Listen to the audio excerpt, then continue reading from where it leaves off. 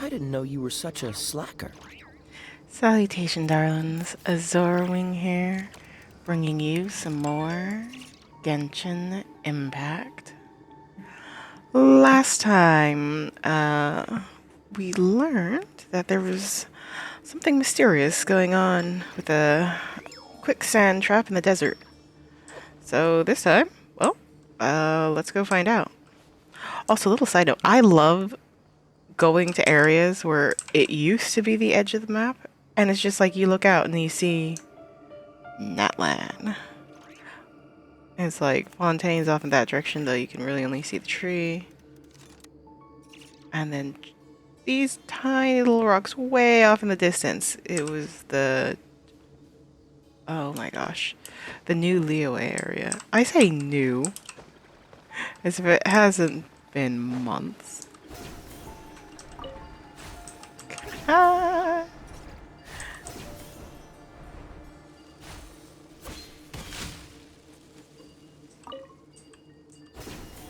Here? Our quest is simple. We are going headlong into the sands. The appointed time has come. Seek out the truth in the sea of sand.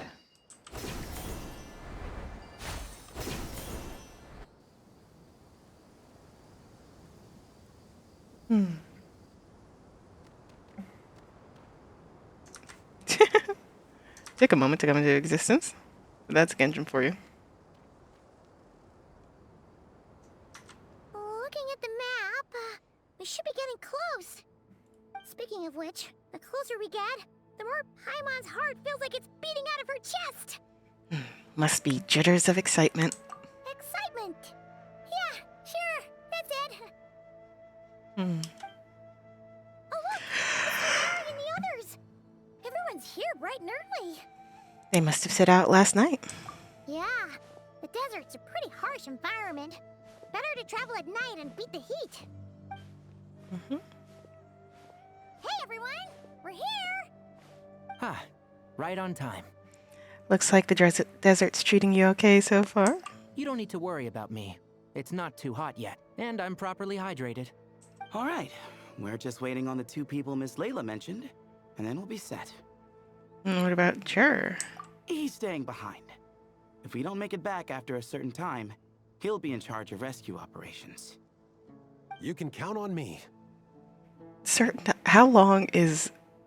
when you're going into a dangerous location, like, how long is, okay, now we're probably in trouble? Nice! You thought of everything! Oh, and Cyrus said he'll be in Aru Village, so he's also available if we need help. Okay. Haha! Amazing! Having people to watch our back is making Paimon a lot less nervous. Did you get a good night's sleep, Leia? Yeah, I did. After hearing about what happened, my advisor gave me some time off to rest. So, my studies are on hold for now. You have an awesome advisor. Then, does your advisor know you're back in the desert to investigate? Yes, but I was only allowed to come after I mentioned that General Mahamatra would be there too. Honestly, Sino's like just perfect person to be around. You'll be perfectly safe, Lei. Quite the reputation you've got there, Sino. Something wrong? You haven't said a word this whole time. Are you in a bad mood or something? Oh. No. Being skilled with words also means being a good listener. I'm just reflecting on what you're saying. Oh, Hatham! Kaveh! Ha! Over here!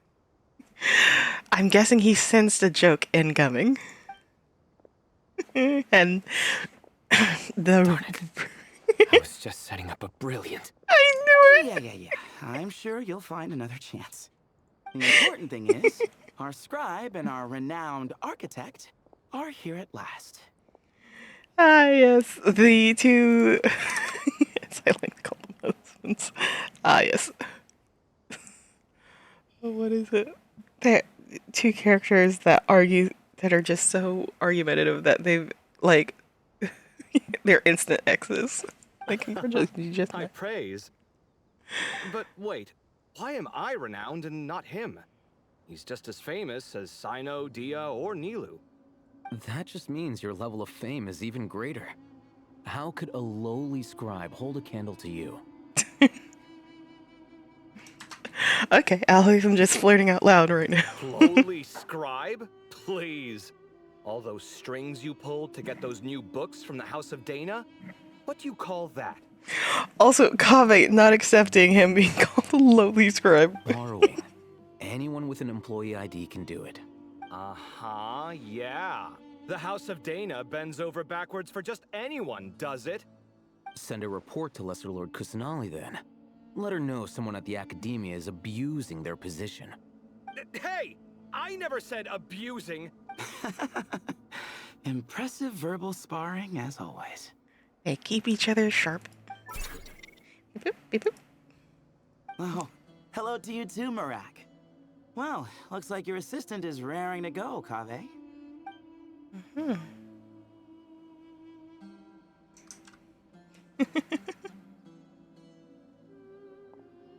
So, I say we get this show on the road. No sense delaying the inevitable. True. Want me to scout ahead? No need. We're in this together, remember? Sure.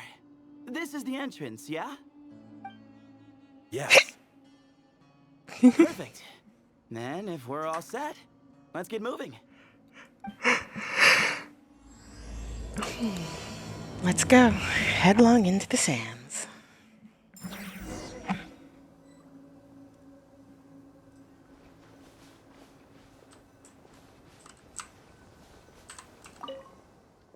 Quicksand. Keep away.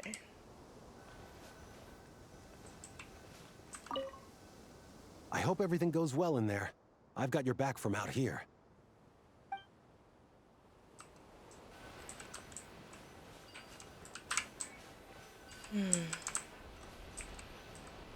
All right.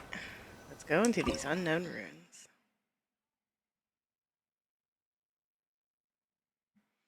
Some unknown ruins that Leo once stumbled into by sea. Seems that many unanswered mysteries remain in the Great Red Sand.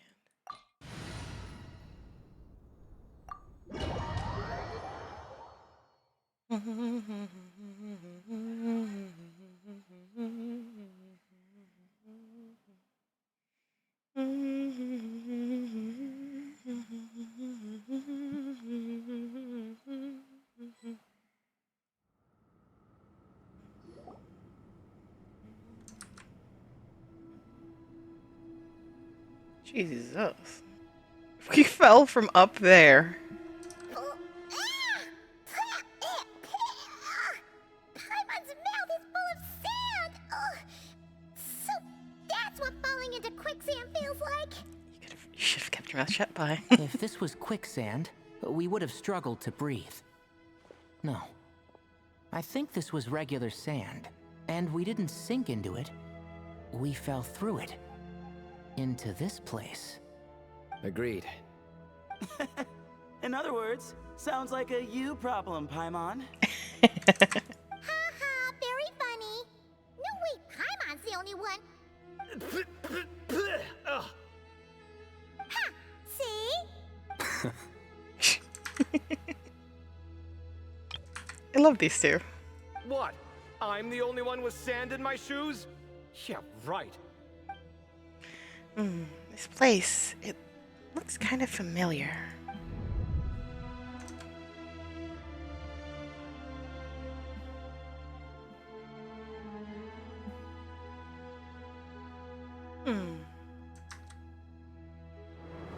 Right, oh, looks like everyone made it here unscathed. Let's keep going. Right,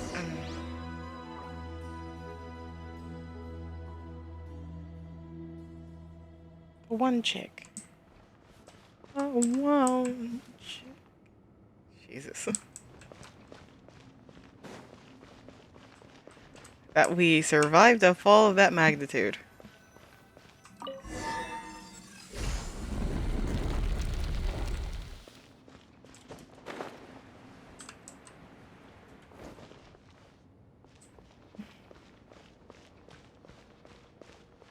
Whoa! There are monsters here? Sure didn't say probably means he didn't run into any. Because we're just unlucky. Not the best sign of what's to come. We'll be fine. Let's just use up all our bad luck, and we'll be golden.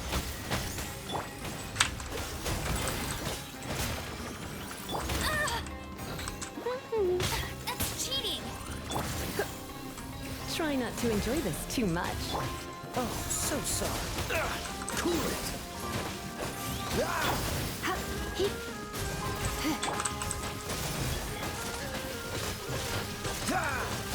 Freeze. This moment will be frozen.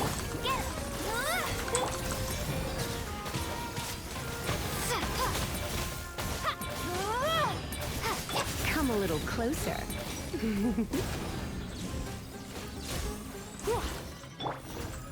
Dodge this. Get him!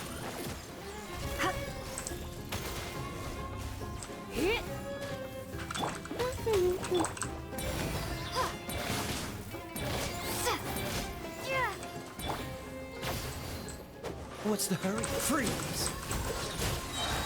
You're in for a little shock. You've been a naughty boy.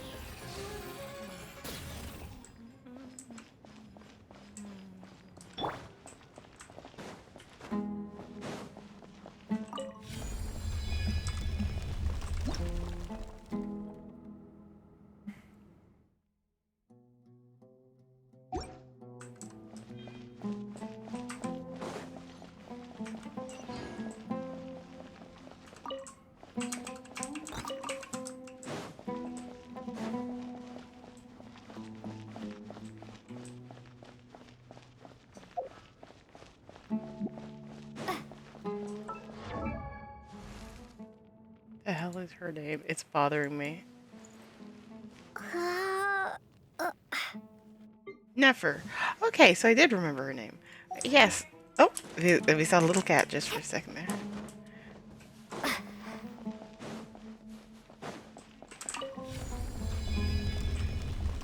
Every so often, things will be plainly awkwardly placed.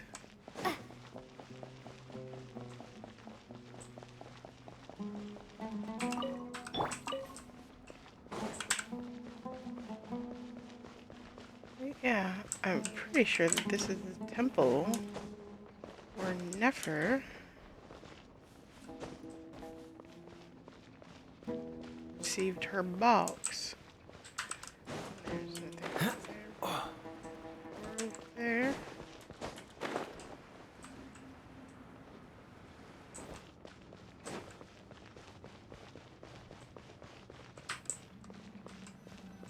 I think from here is where Layla, ended up splitting off. According to the other Layla, there should be a door nearby with a strange device in front of it. Ah, there it is. The door is shut and the device seems to be out of energy. In that case, it should be disabled. Good. At least we won't fall into the same trap. I should probably remind everyone not to touch anything, though. Okay, please be careful, everyone. Don't run around touching everything. Well, that goes without saying. You. Fair point. There's just one problem, though. The only way forward is through that door. Ooh!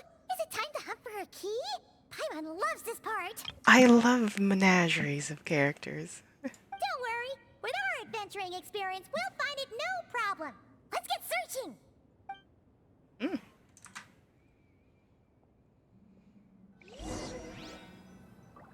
Marak, wait!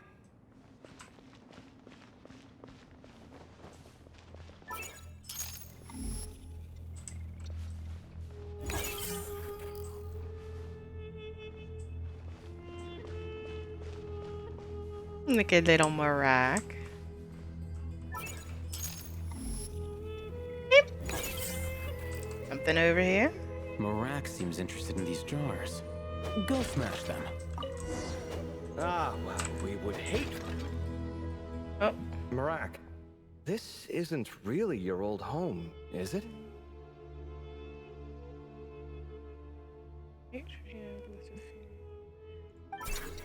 Beep boop. No idea idea what that means, but Marak does sound pretty happy. So, mechanical life forms do have the capacity to miss home. A novel discovery. Well, with Marak leading the way, we should be safe, right? Yep, let's follow Marak leads. I'll open the door. Everyone stay. Open the door. Stay on your guard, everyone. Beep, beep.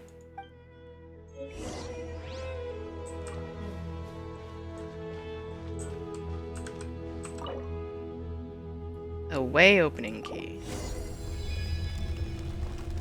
Hey, there's little cat guys. Good thing you decided to join, Kaveh. Otherwise, our investigation would have ended at that door. It was nothing that I did.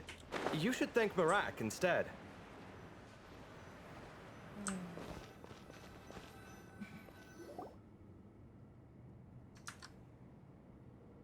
Hold on. At this rate, Paimon's gonna lose her title as best guy to a mechanical suitcase. Don't worry, Paimon. Even at your most useless, you're stuck with me. Aw, thanks. Hey, wait. What do you mean, useless? Well, no weird mental symptoms so far. I'll take that as a win. That said... Where do we go from here? There are 3 doors here. So, we split up. Divide and conquer. Otherwise, this whole thing is in ruins. No pun intended on that last part. I swear. Yeah, that might be our best option. Okay, but we'll need to mark our paths. Good idea. And the minute things go south, we go back the way we came. Ooh, this is getting exciting. So, who's teaming up with who? Paimon calls dibs on the Traveler. After a quick discussion, the teams and routes are decided. Marak was a popular pick, but ultimately it's decided that Marak should go with, or rather lead, Kaveh's team.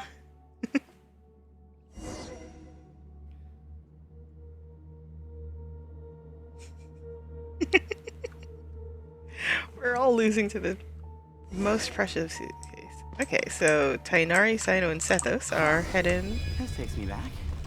The last time we were in the desert together, 2 of you came all the way out here to gang up on me. west. Sounds like someone's holding a grudge. Just what I like to hear. If you're still hung up on that last one, just name the time and place, and we'll have ourselves another thrilling... duel. Huh. What's with the awkward pause? Were you expecting me to stop you from saying something stupid? You two can have 1,000 duels for all I care, after we're done here. For now, focus on the task at hand.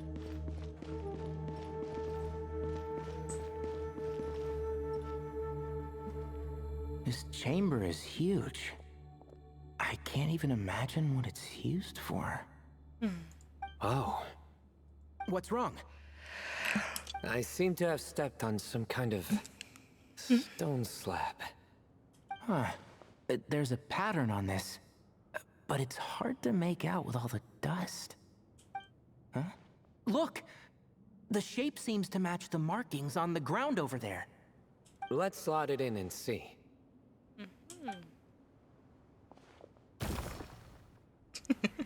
And we have a match. Looks like we need Jeez. to find the other 3 broken slabs. Let's search the area, but be careful where you step. I do like that things like this are just like low-key accepted as just commonplace. Like, ah, yes. Nowhere to run! Can't see? Way ahead of you!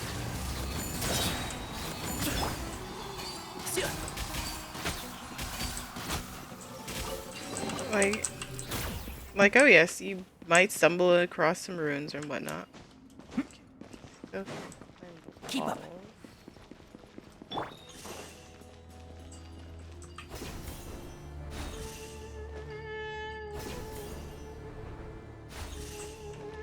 Jesus. Ooh, got one. Ouch, but watch out. The edges are kind of sharp.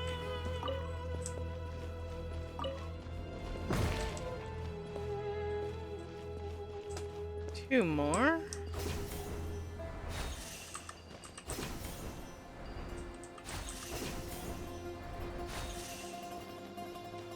Got the third piece.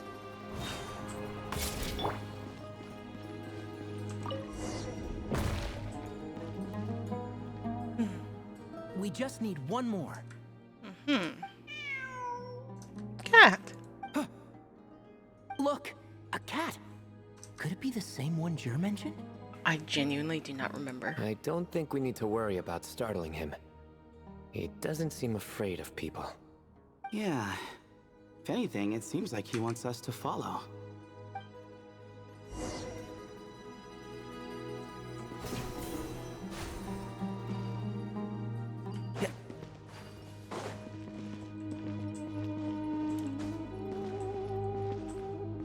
Pretty kitty.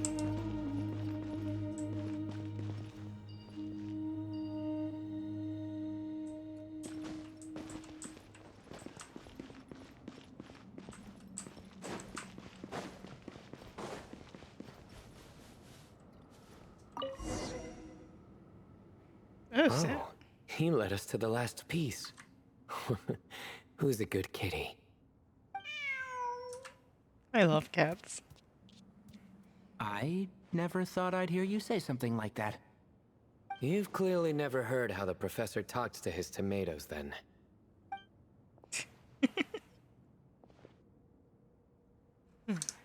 All right, well, that's that. Now, we need to figure out how to get rid of all this dust. Behold, the great Vayu Viastra. Be honest. You've been waiting to say that for how long now? Just activate the mechanism.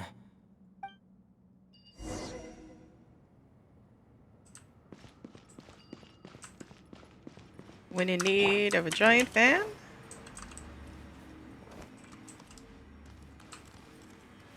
Oh, by attacking it.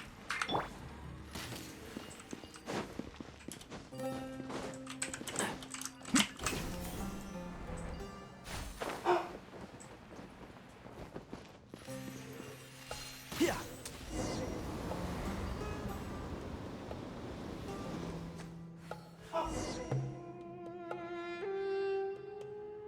Huh. It worked. It's a picture of... 3 Hermanubises? That can't be right. The ears aren't vertical. Oh, true. And the lugs fall short. My hat is much better looking.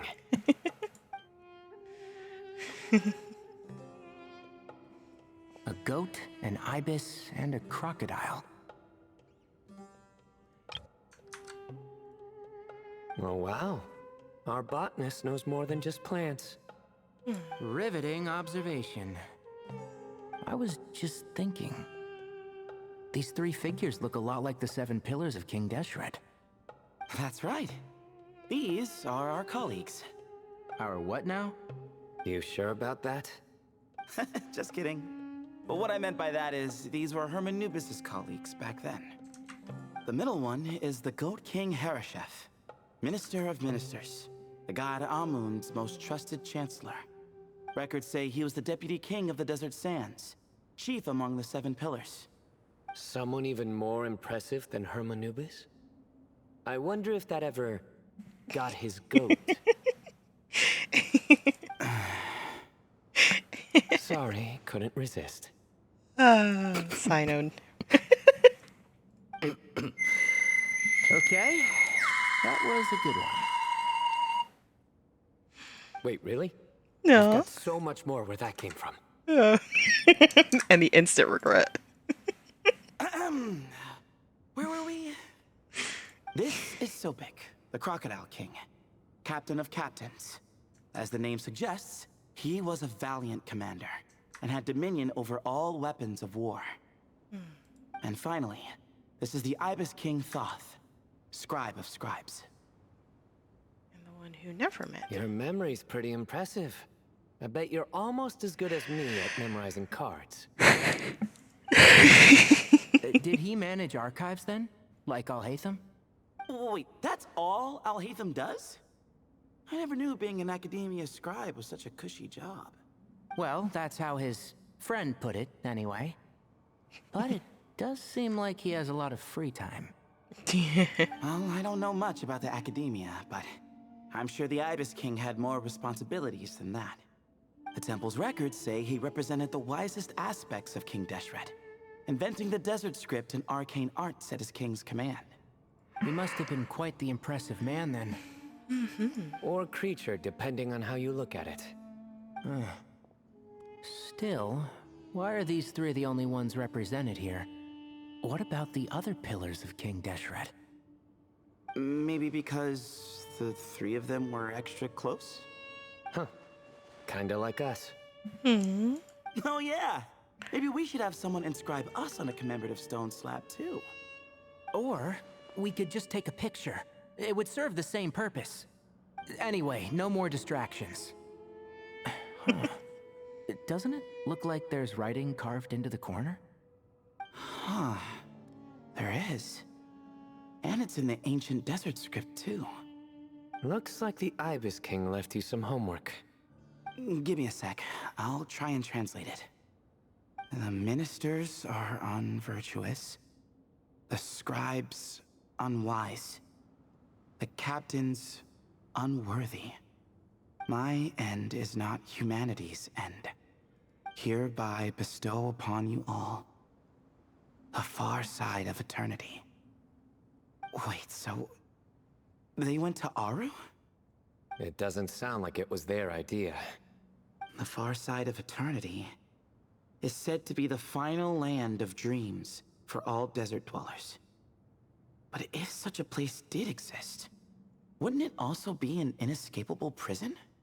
Yes, and based on the writing here, it's clear King Deshret wasn't pleased with these three. This gift he bestowed upon them seems more like a punishment. Such is the power of a king, I suppose. Which means the goat's the one who got in the end. Huh. Yep, not as good the second time. Aw. What? Impossible. Well, looks like that's all we can learn here. Should we keep going?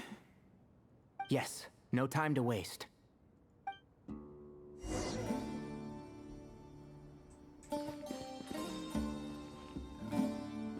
I mean, to be fair, there's also scribbles down here, so I'm not sure what made these scribbles extra special.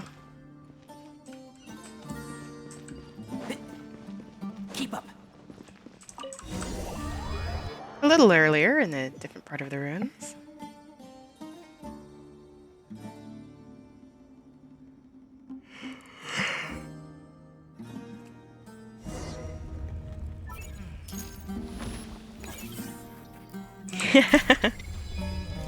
Beep, boop, beep, boop.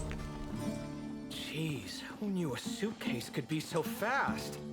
Marak is nothing like this when it comes to housework. Hey, wait up! A scout's job is to take the lead. Just let Marak figure it out. Easy for you to say. I'll be the one doing the repairs if something happens. Why don't you go scout ahead then? When I think of a comeback, I'll let you know. Oh, Marak stopped. What is it? Found something? Looks like something covered in sand. Let's get it out then. Come on. Oh, it's a stone slab. Good job, Marak. Beep, beep, boop, Let's take a look. beep, beep, beep.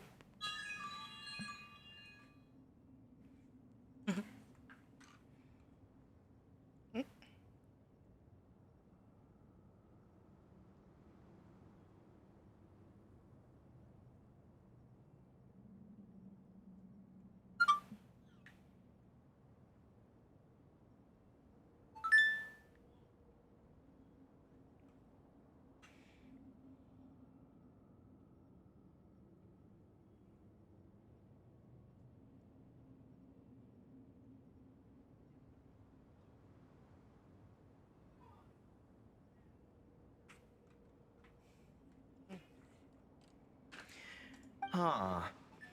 Looks like this part of the picture goes over there?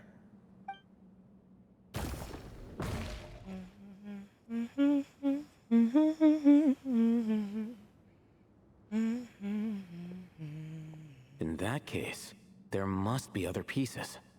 All right, and let's look around. Hey! Why are you sitting down? I thought Marak was helping. Maximum minimalist. Oh, so you do know what that word means. Great. Are we supposed to just sit back while Marak does all the work? No, I doubt you could do that. Exactly. But I can. You... I... Boop, boop. See? It's all coming back to me. How insufferable it is to work with this no-good, do-nothing... We could be more efficient, I agree. I'll work on this piece. You take care of the rest.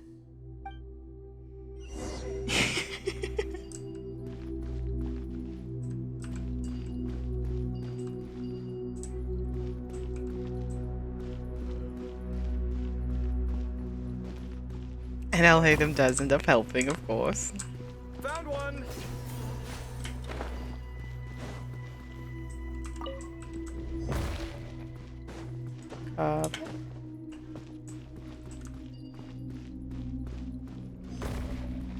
Beep boop.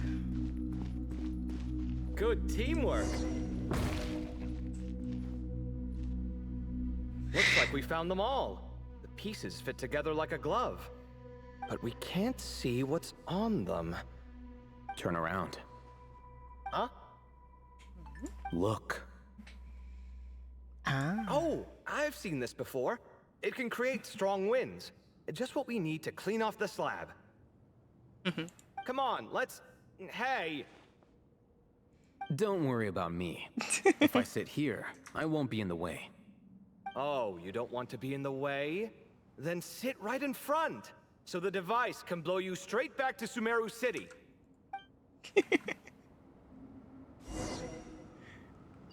Maximum minimalist.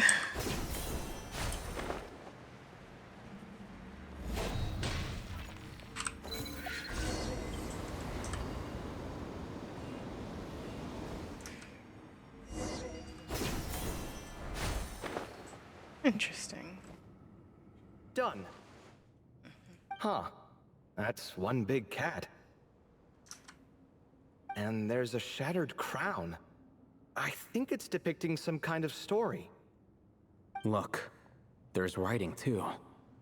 The Ibis King answered the young noble, granting him the wisdom he sought. But the fragile crown was shattered by lies in the end. Here I leave the name, Gudar's. Gudar's.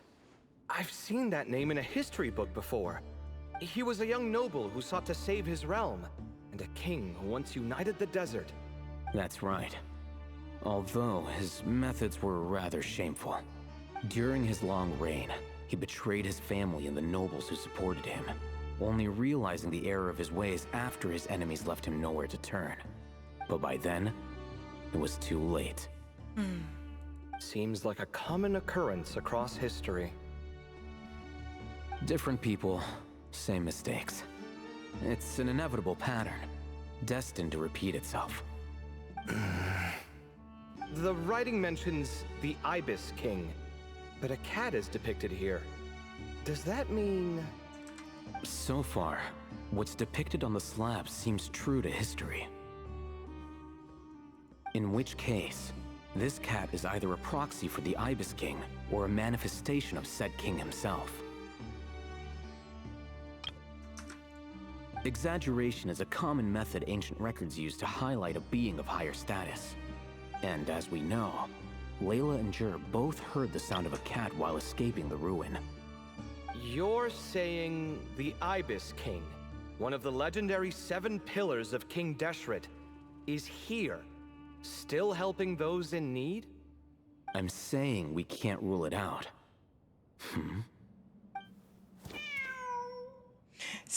Speaking of the Ibis King, Wait, there it is. The cat. With the collar and everything. Beep boop. Ah, Marak went after him. The cat's showing us the way forward. Come, let's follow. Okay.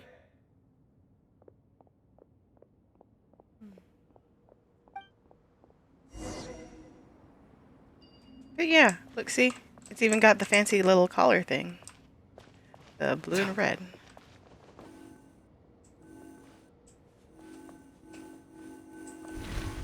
Oh.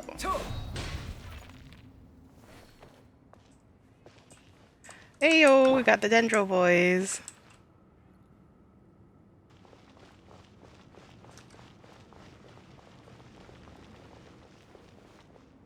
Huh. The cat's gone. Yes, but look where he led us. Oh. Another slab. It looks similar to the last one.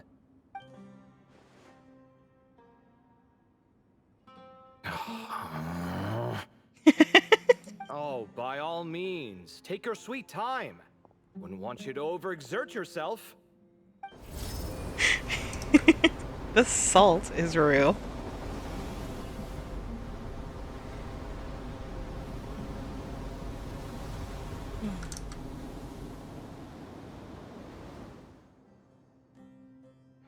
Huh. The scene depicted here... Seems to be a different tale. The Ibis King answered the gin-blooded dancing girl, granting her the wisdom she sought. But enemies plotted to kill her close kin. Snake venom was her self-chosen end. Oh, it's a snake. She was sad. She became royalty, I'm guessing. Here I leave the name. Makaira. The Temptress of Woe? You've heard of her? Of course. I don't just sit around doodling all day. She's mentioned in tons of papers about the desert. As I recall, she was given as a gift to the tyrant king of Gurabad, and later seized the opportunity to kill him. After getting her vengeance, she reigned as queen for many years, until her enemies attempted a coup, and she took her own life. That's more or less the version I've read as well. It seems this queen also had dealings with the Ibis King. Yeah, I'm starting to find this whole granting wisdom business a bit concerning. I mean, considering how Gudars and Makaira ended up, it might not have been a good thing. But, at the same time, if the cat guiding us is linked to the Ibis King, then he doesn't seem like a villain either. People, knowledge is power, and power corrupts. People are complicated. And the same is true of the servants of the gods, no matter their wisdom or power. Let's reserve judgment for now, and keep moving.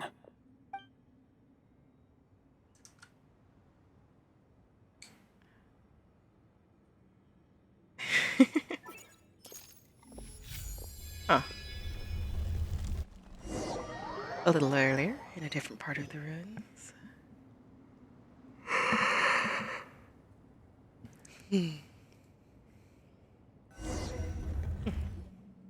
Oh, Paimon meant to ask earlier. Have your memories come back, Layla? No, sorry. To be honest, nothing about this experience feels familiar. Besides, my focus is the stars, so I don't spend a lot of time exploring ancient ruins. Guess that makes us the senior researchers in this scenario. Stick close, alright, Layla? Yep. Okay. Also, we've become Dendro, it seems.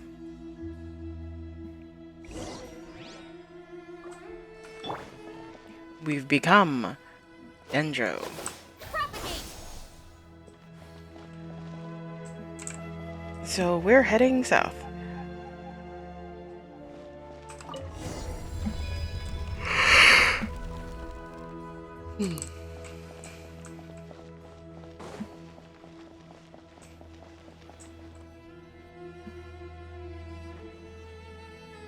Wow. What a tall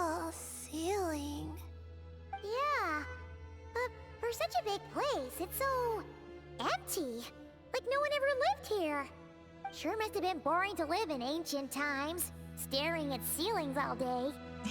Now that you mention it, I've heard some people used to draw star maps on their vaulted ceilings. Some might even make them transparent to better observe the movement of the stars. It sounds so nice. Stargazing from the comfort of your own home. Wait a second. I think I see something up there. Go check it out for us, Spy. Huh? How is Paimon supposed to do that? Oh, right. Flying. Duh. Alright. Sit tight, everyone. Adventurer Paimon will be right back.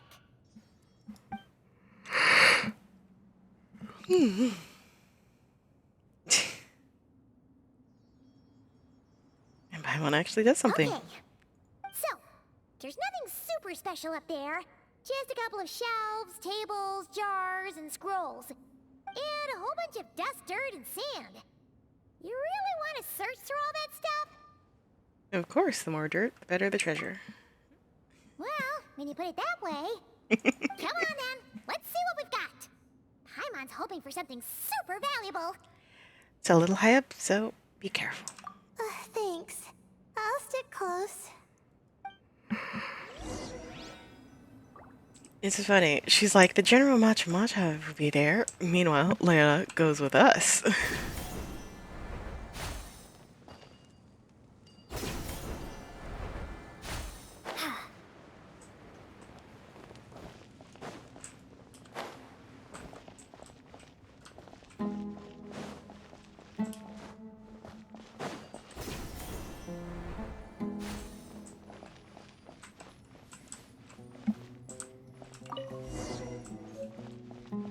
Very good notes.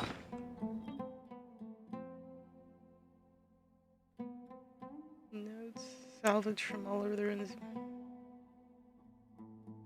February appear to have endured. I need 3 wrecking notes.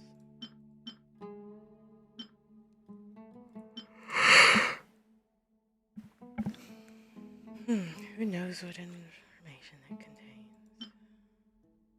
Bell. Horn, feather. I have so many little things. Oh, right, these.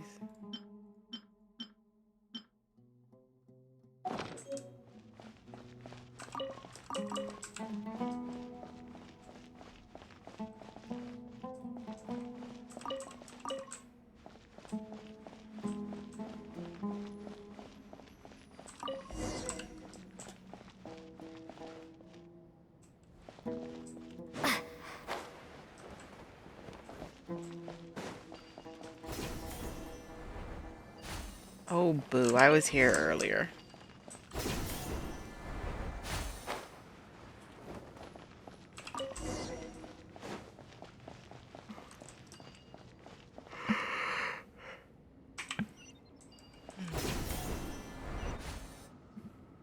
I think that's everything.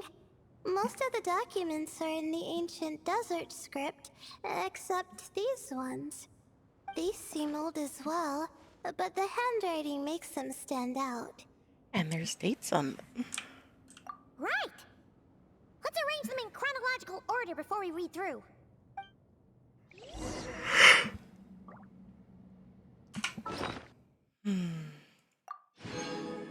Ordered notes. Notes that with matching handwriting that have been painstakingly arranged in chronological order. These appear to chronicle a certain person's adventures in this place. As luck would have it, a previous unrecorded ruin came upon me by chance. This is proof positive that my efforts to overcome the relentless obstructions of the Mahamatra have all been worth it.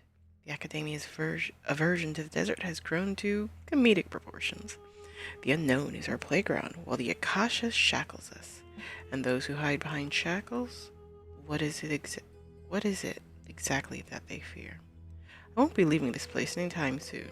I've discovered a number of sites worth exploring, and it would be remiss of me not to seize the opportunity. It won't be easy to tell day from night since I'm cut off from the outside world. If I'm to avoid losing myself in the unknown, I must not forget to mark the passage of time.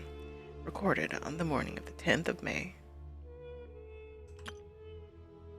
That senior scholar fell and hurt himself. Typical of someone from the what? Always gazing skyward and never at their feet. I'm guessing the obscuring cell must have been one of King Desert's prized creations, judging by how many of them are around here. Thankfully, the injury was limited to a few scrapes and a mild dislocation.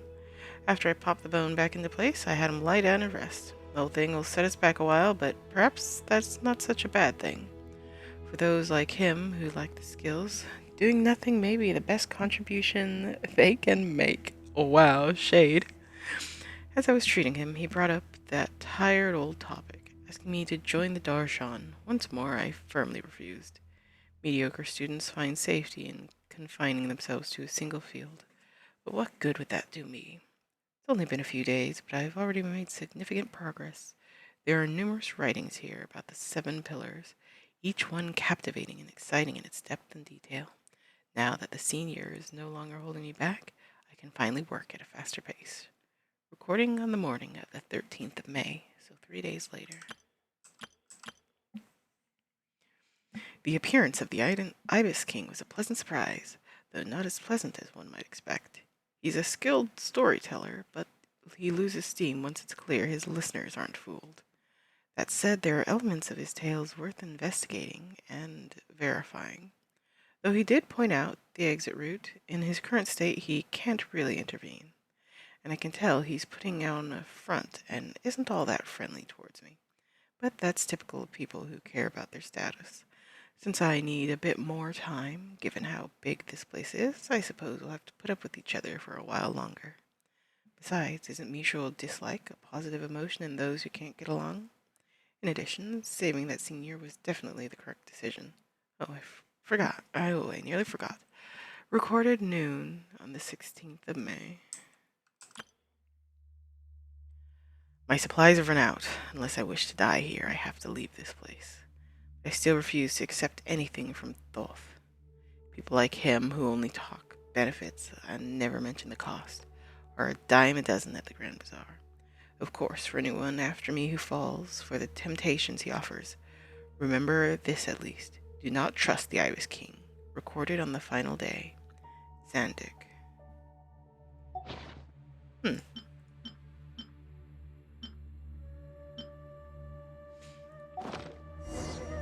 Interesting.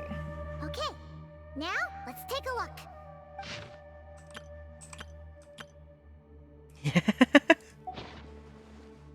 Seems like the notes of someone who was trapped here.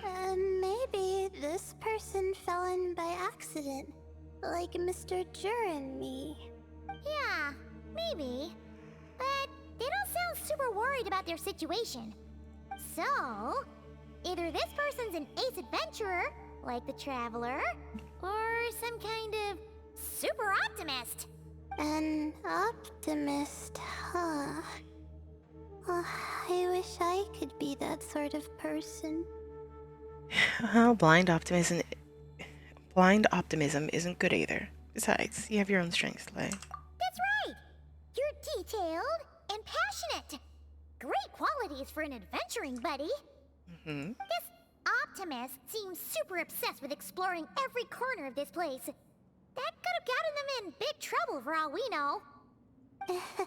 Well, I appreciate the compliment. It's almost magical how words like that can make you feel like you can do anything. I only wish that magic could last a little longer.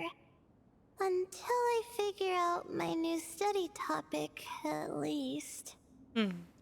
Let's keep reading. 13th of May. Oh, looks like you were spot on, Paimon. See? Told ya! That's what happens when you don't think things through. And all this talk about seniors and juniors, He was a student just like you, Layla. Whew, he sure talks a big talk for a student, though. You'd think he was some kind of old scholar instead. Huh. What is it? Did Paimon say something wrong? No, not at all. I was just thinking, and this might sound rude, but the way this person speaks is just so... Cold? You noticed too. I mean, it's good that he helped treat his companion's wound, but it didn't seem like it was out of kindness. More like he was looking out for his own self-interest, or thought he could get something out of it. I don't know. Maybe I'm reading too much into it. No, you're right. You didn't even mention this companion on the previous page. Yeah. If you're both in this dangerous situation together, wouldn't you mention them at least once? If it were Paimon, she would write down the name of every single person she was with. No one would be able to get away. Well, you'd all be stuck there together, so... Actually, I find Paimon's approach quite sensible. It makes sense from a safety perspective, too. That way, if anyone came to the rescue, the notes would be able to tell them everything they needed to know. Whoa! That's genius-level thinking! Very much so, Pai. Well, I learned that from Madame Farzan, actually. I'm not speaking from personal experience or anything. Either way, it's a very useful tip. Oh, no! I'm just a student. It's fine! You taught us something, so you're our teacher. Simple as that. Anyway, from the looks of things, the student who left these notes behind was pretty weird. Let's keep reading. Whoa! Hang on! That's a lot of information. Paimon needs a moment to take this in. The Ibis King. So... did this person actually meet the Ibis King here? He never talked about the Ibis King before. Sorry. Who? Oh, you've never heard the tale of the Ibis King? Strange.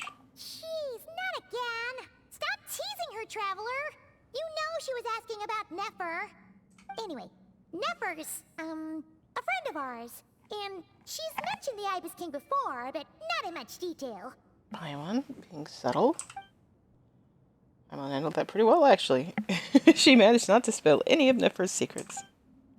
Guess the boss of the crematorium has earned her respect, and then some. Oh, I see. Well, that's not too surprising.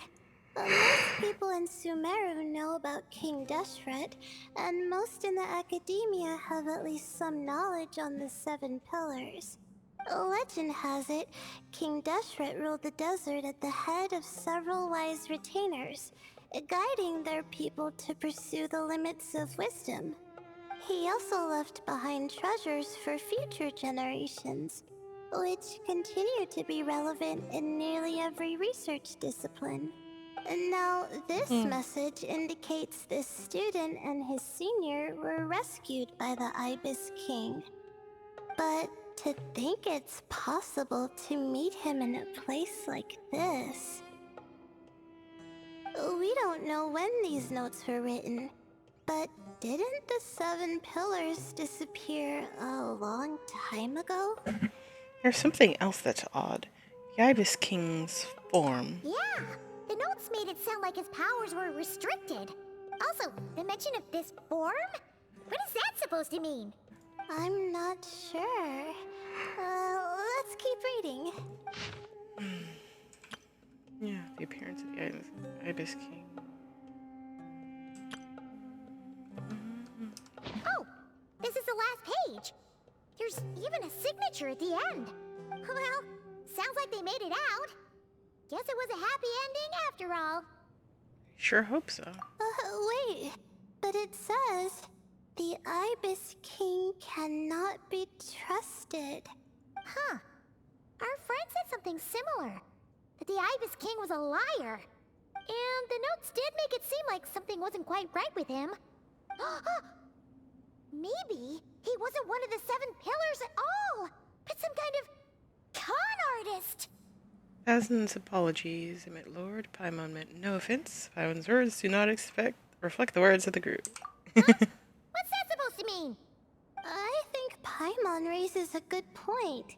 Let's keep our guard up just in case. Alright, I think that's all the clues around here. How about we... Beep boop. Marak. It's Marak! That means Kaveh and the others should be around here, right? Hello? Anyone up there? Can you hear us? Yeah, we can! Hello, friends. You know, sound travels just fine in an empty chamber like this. You don't have to shout. Of course, if you're shouting to express your excitement at being reunited, by all means, pretend I never said anything. He corrected himself quick. Yelling like this is kinda exhausting. Come on, let's head back down.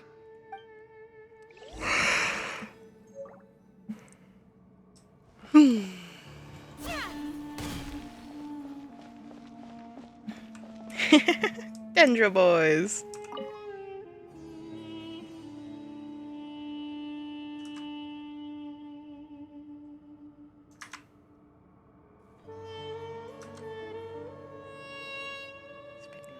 Boys. Wow, we all ended up in the same place, huh? Interesting. Yeah, what a coincidence. Indeed. Or as I like to call it, the chai factor. Huh?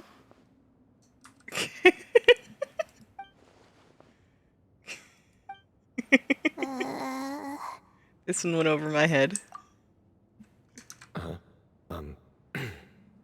No reply? Just say it. All right. Because it's spice to sweet brew again.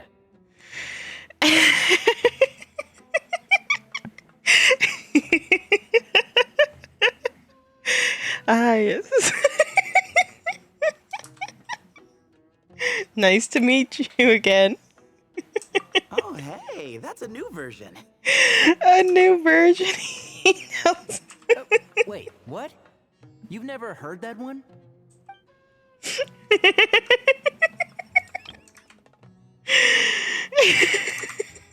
What are you looking for? A place to sit and read my book. Oh, great. What else is new? Well, looks like everyone made it through unscathed. Let's take this chance to get some water, rest a bit, and discuss what we learned. Sound good? Yeah, let's debrief. Everyone shares water, food, and also their findings. It turns out Sino actually did bring some spiced tea. Okay, so we all learned a lot, but it feels like we ended up with even more questions. Yeah, but one thing's for sure. This place is tied to the Ibis King in some way.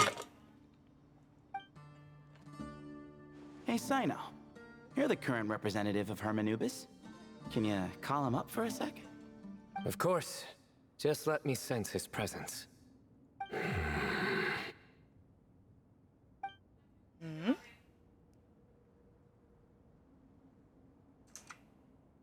Just kidding. I can't sense him at all. Jeez, Sethos. Did you set him up for that one? What are you, a two-man act? Good one. Sorry, Hermanubis isn't like the Ibis King. He can possess me, but I can't talk to him whenever I want. Oh, truly? Does that mean he's gone? I would have liked to reminisce about old times with him. Ah, the cat! Cat. It speaks!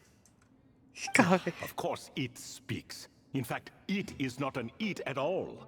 You do me a great offense. My apologies. Esteemed cats, sir? People. Oh, this little contraption is still here. Contraption? No, this is Marak. Which means you do his assistant a great offense. Huh? Well, I didn't mean... Well, I apologize. I'll hate him standing up for coffee and his little buddy. I wasn't referring to this Marak, but rather the thing that operates it. King Deshret was quite partial to it. I have forgotten what it was called. It must have had an official name, albeit in the old tongue. Even if I did remember, I would need to translate it into modern language. Ah, it's not important. Marak's a fine name. Even better than the original, if you ask me. Who thought of it? And the remodeling, quite well done indeed. This Marak looks much happier in its current form. Oh, and the components should have model numbers written on them. You can look them up if you're curious. This cat talks a lot. Quite the one-sided conversation. Is this what the Ibis King was like? He seems quite eloquent. I wonder if he plays cards. Ha! I knew Marak was a great name. Go me. Let's see, what page was I on again? Should have brought a bookmark. He doesn't dog-ear his pages, thank goodness. That all went over Paimon's head. So when the notes mentioned something being off, the Ibis King, it was because he's in the form of a cat. Hello, Thoth? Hello indeed. For you to know my name. Yes, I was not mistaken. You are special among your companions. He's trying to butter us up. But you are all guests. It is only proper to invite you in. Come then, this way.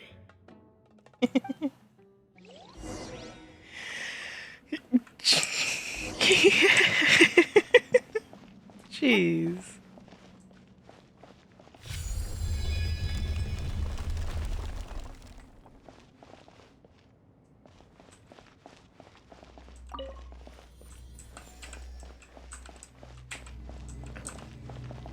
We're going down. Every time we get on one of these elevators, I always expect to go up.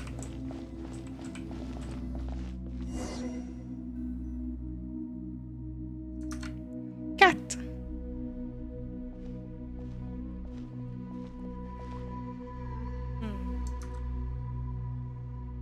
Cat. Welcome to my humble abode. Doesn't look like he has too many thoughts currently. Very impressive. Your house sure is spacious, Lord Ibis King.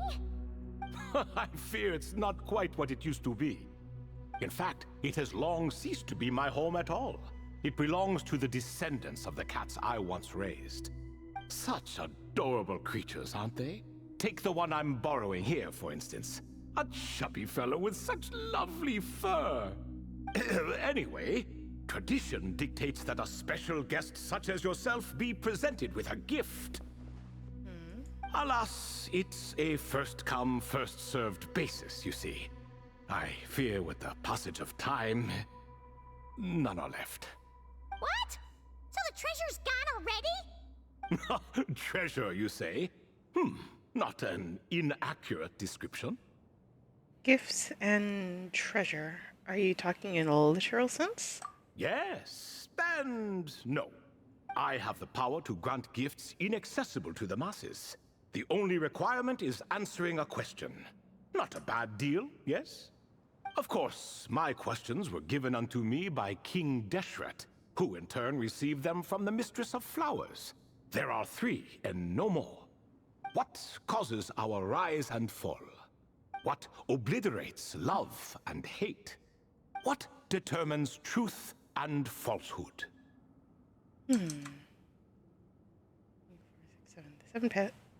pillars of King Deshret. The more he talks, the less Paimon understands. I see. That must mean Gudars and Makaira managed to answer 2 of the 3. Another who understands. Oh, so that's the event those 2 slabs are depicting. Ah, priests and their records. A singular obsession, and quite boring too. After being imprisoned within Aru, I could, on occasion, take the form of a cat to converse with those around me. But I despised speaking to them. No conversational skills whatsoever. Now, humans like you who stumble in here from time to time, you are much more interesting. Hold on, we're getting off topic again. The 3 questions you just mentioned, what are they for, exactly? Ah, that is a story that begins with King Deshret. I just love that we're all surrounding this gap, basically. And we're in for another long one. Nostalgia for the past is common to us all, is it not? Oh. And our king, he was such a proud, solemn man in those days. He watched us speak of the present and the future, of the wisdom we possessed or were about to obtain. We were his proud retainers, confident in our belief that, so long yet, King Deshret's ambition was not destined to be allowed in a closed-off world such as this. So nothing went as planned.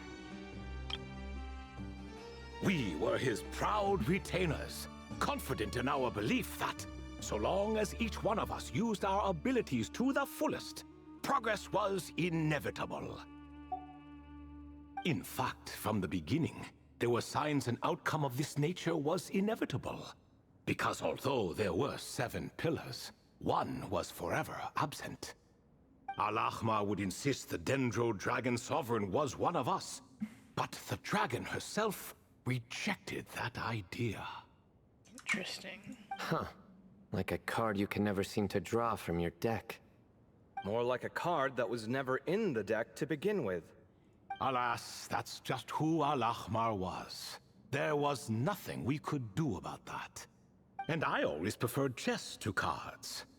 In the end, life grew unbearable for our king. But, of course, those who remain must continue to live on. But subjects like us were less fortunate. After all, the fate of a retainer is decided by the king, including the chance to walk away. So it was then that King Deshret had Kroko, Goti, and I locked up within Aru, where we remain to this day. Krako. Goti? Ah, of course. You're more familiar with their full names. Sobek, the Crocodile King, and Hereshef, the Goat King. And let me tell you, when it comes to chess, Hereshef was a habitual backseat strategist, always spewing nonsense from the sidelines. Well, Sobek was all too quick to take his terrible advice, to the point where I was the one who got accused of cheating. Chess is an exercise in patience, and that man couldn't sit still to save his life. He could never excel at that game. In fact, neither of them were good at chess. Even so, we played together often. And since I was always the winner, we got along quite well. What are you laughing at? Were we not good friends? No one's laughing. Paimon would never. No, not you. It's Goti. He's laughing for no reason again. Can you not hear him? Ah, right. Of course you can't. The two of them are inside Aru, as am I, so only I can hear them. What is even going on here? Has he, like, started to lose it after being trapped for so long? That does happen to prisoners serving life sentences. Speaking of which, how's Azar doing these days? I doubt he's doing much of anything. Just what I wanted to hear. Okay. What is the meaning of this? You doubt my words? I have half a mind to not talk at all. Oh, no. They're not questioning you, Lord Ibis King, just discussing other things. Please, continue. In that case, where were we? Getting to the part about the 3 questions. Hopefully. Ah, yes, we're almost there. Before I entered Aru, King Deshret said I could be released from my eternal seal if I chose humans who could provide the correct answers to those 3 questions. The first person who caught my eye was Gudars. daughters. I asked him, what causes our rise and fall? He answered, conspiracy and betrayal, for it renders the righteous and wise unable to succeed, and thus nations fall. I found his answer quite interesting, so I bestowed upon him the power to deceive. The second human I chose was Makira. I asked her, what obliterates love and hate? She said unto me, I have nothing left to lose. Vengeance alone can quench both love and hate. I found this to be another fascinating response, so I granted her the power to be loved. Ooh.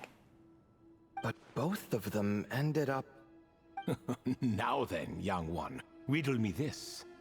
Did their answers point to this fate, or was it the power I bestowed upon them that determined their end?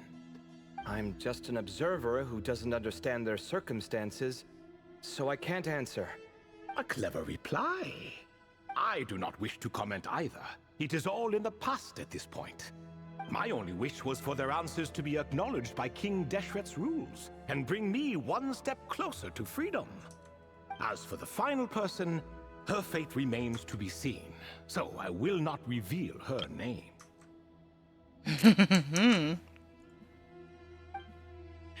That must have been Nefer then. I asked her, what determines truth and falsehood? And found her answer quite compelling, so I bestowed upon her a gift to match. As you can see, however, I have not been freed, so it's clear the answer she gave at that time was wrong. But alas, 3 people were chosen and 3 questions were asked. So now all I can do is wait. Wait until her wisdom is in line with the rules set forth by my king. Until she has found the true answer to that question. No wonder there was no third stone slab then. Or perhaps you're just not ready to include her in the story. Though, that might be a generous interpretation. Well, it's not merely because her story remains unfinished. As the remaining priests of this place left, or passed on, there were none left to record the events that followed. Besides, stone slabs are few and far between in the Great Red Sands. In the sprawling desert, very few things or people even manage to leave a trace. But sometimes I can't help but wonder, if that young man from several centuries ago had been willing to answer my question, would I have left Aru by now? Wait, so there was someone else? Of course, it has been thousands of years after all. All sorts of people have stumbled upon this place, but I only chose the special ones. That young man had such a singular intelligence, though his companion, by contrast, was rather average. Wait, could that have been... The author of those notes we found? The student named Zondik? Ah, yes, I think that was his name. In truth, I was unsure whether I should grant him my third remaining gift. I love it. He was, of course, exceedingly clever, but he was also mistrustful and narcissistic in equal measure, and there did not seem to be a line he was unwilling to cross. Too much power could be dangerous in the hands of someone like him, so I found myself rather relieved when he declined my gift. Oh, he turned you down? Did he give a reason? Yes, he said he didn't need it. I still remember the look in his eyes. Nothing stood out per se, and still I could sense contempt and disdain radiating from his gaze. I could not give an exact reason, but on instinct I just knew it would not end well to get close to a man like that. So, I tricked him. Stick close to your companion, I said. Only the descendants of Tulatula can come and go as they please. Leave him behind, and there is no escape for you. So, does that mean his companion wasn't a descendant of Tula? Oh no, that part was true. The lie was in the other half. Anyone can enter or exit this place. There are no restrictions. I saw that his companion was exhausted and was concerned Zandik might leave him behind. Or worse, that some other accident might befall him. So I made up an excuse to prevent Zandik from going a step too far. So that's what he meant when he said it was useful that he saved his companion. Jesus, he would have left him for dead. Oh, and speaking of, Sandik's companion had the same blue hair and pointed ears as you. Wait, does that mean Layla's also a descendant of Tulatula? Indeed. When Hermanubis founded that city, he took in many who had nowhere else to go. Today, their progeny are scattered to the four winds, and indeed are far more numerous than I could have imagined. So the person you protected could have been my ancestor. Yes, yes. You're very welcome for that. Could I ask another question, Lord Ibis King? Of course. I have nothing but time, I'm afraid. Did you also save me and a man named Jur? I did. You two were quite unlucky bumping into a device King Deshret once used to measure human brain power. That contact caused more knowledge than you could handle to flood into your minds. So I replaced that knowledge with simpler, repetitive information. Of course, the side effect being the same thought repeating over and over again in your mind, but that should resolve itself in time. How many moons are there in the sky? Yes, that was the phrase I used in your head. I forgot the other one, though. I believe it had something to do with food. Both were spur-of-the-moment decisions, so no need to dwell on the meaning too much. Oh, I see. Thank you, Lord Ibis King. As I said, young one, you are most welcome. If you're inclined to return the favor, perhaps you could turn off that device so no one else can trigger it? There's only so much a cat's paw can do, so I'm afraid this is something I must leave to you. Or Marak, I suppose. Don't worry, that device can no longer be activated. Oh, splendid! Another one bites the dust. Such is the fate of things here. Day by day, little by little, the remnants of ages past fade into obscurity. How heartbreaking. For that reason, the gifts of bygone eras, be they tied to your blood or technological in nature, are not to be revered. They are tools, nothing more. Disrespectful? I simply make the most of what I have. Besides, our king has been gone all these years. What good does it do to revere him now? Oh, are you talking to the Goat King again? No, Croco this time.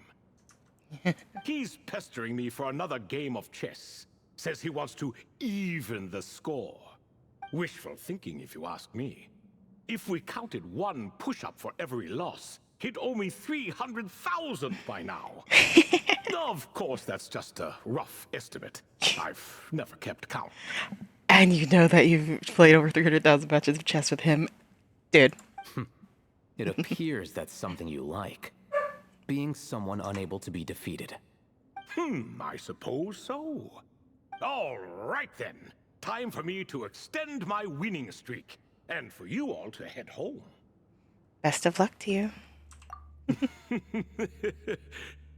In truth, deep down, I know even the answers to those 3 questions will not change my fate. But that is for me to reckon with. Go on now.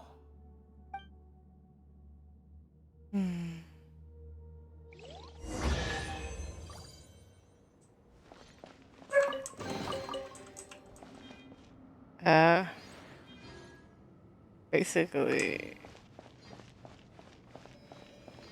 very minimal in that chest. Hold on a hot second. I will be right back. Wait.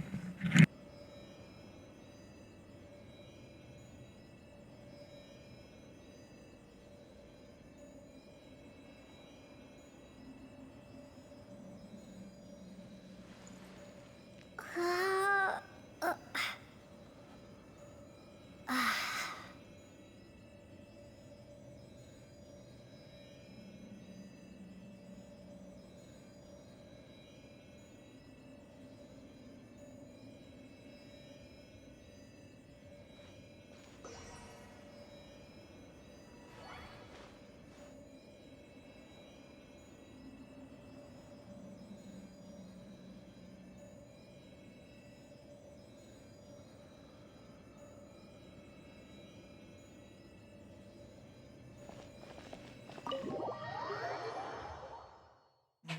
There we go.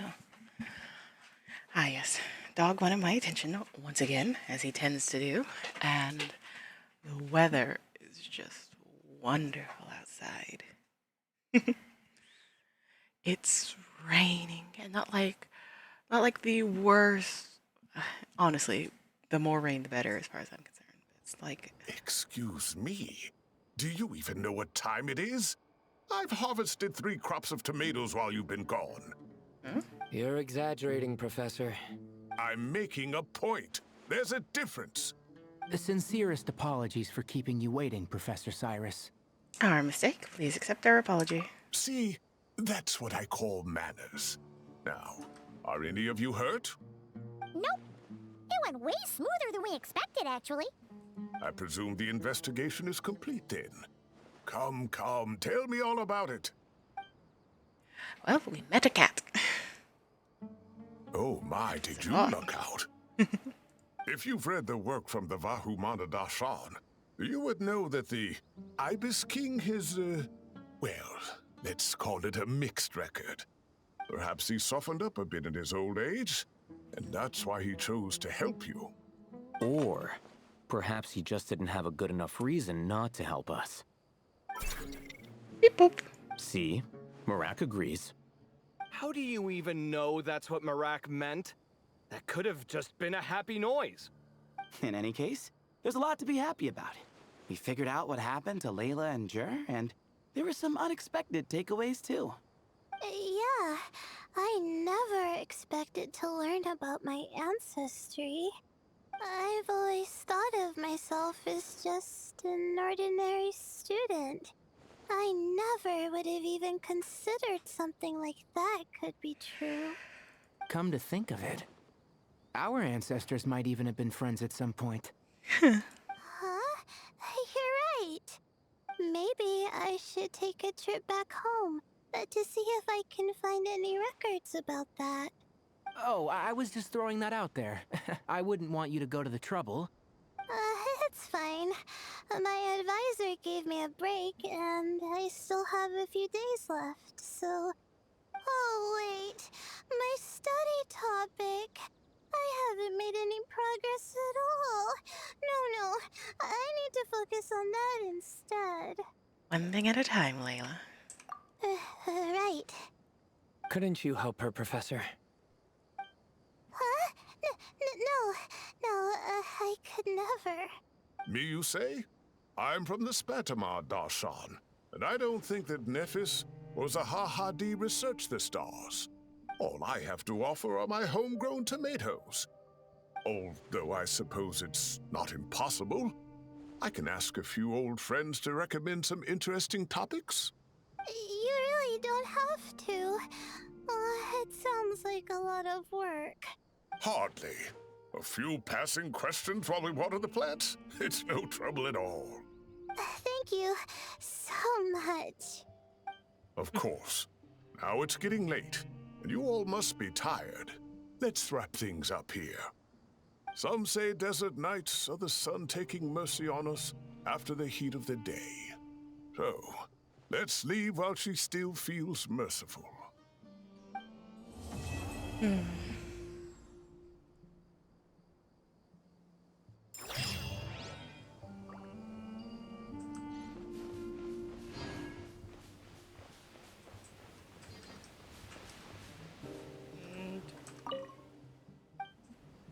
You can't go back. You made it back safe and sound. Glad to see it.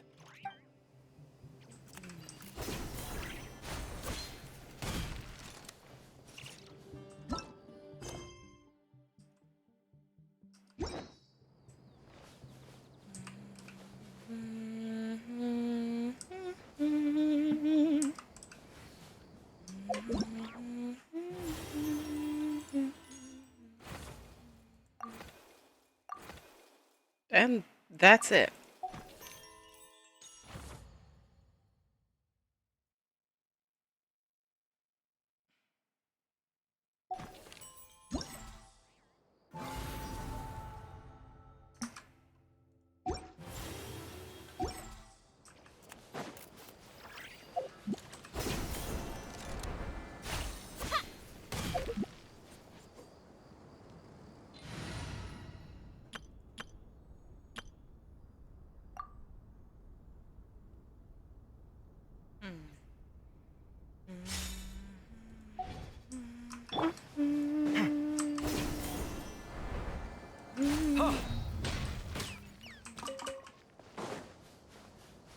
I thought these boxes were a treasure chest. How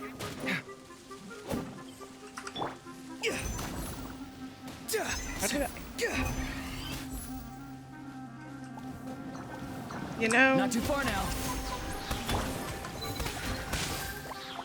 Yay. Let's go.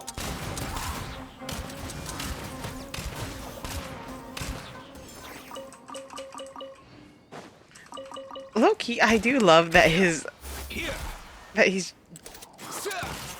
just gun.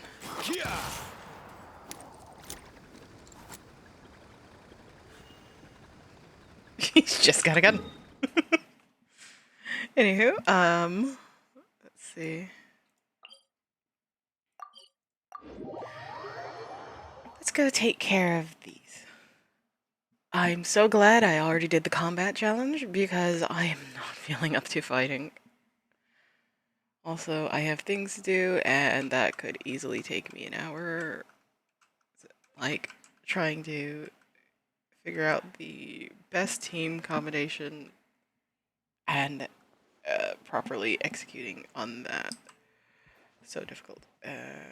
I'm saving this for last, so you're up.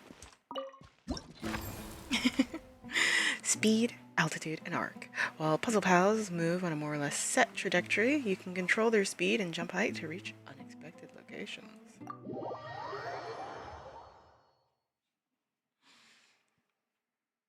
Alright.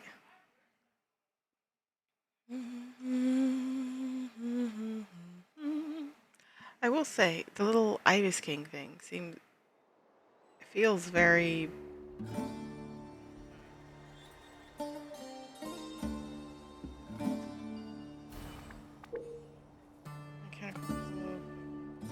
Puzzle parsing paragraph and puzzle pal will repeatedly spawn in a vast horde. You must make full use of a variety of effects and deploy them on basis of puzzle pals and lead objectives.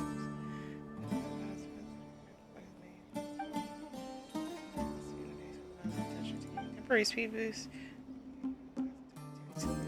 Yeah. Two bases close to one another. You can try finding two different effects to obtain even though speed jump.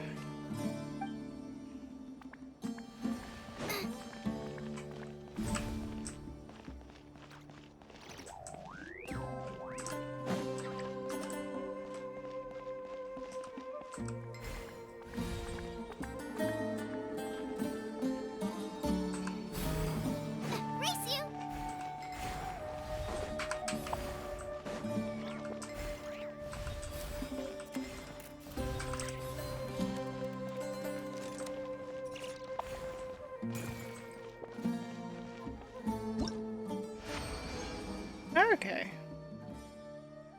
Next challenge. I get to read the challenge? I do not. We just go. We go and we go and we go. On the bright side, there's no real failure. It's just how long is it going to take you?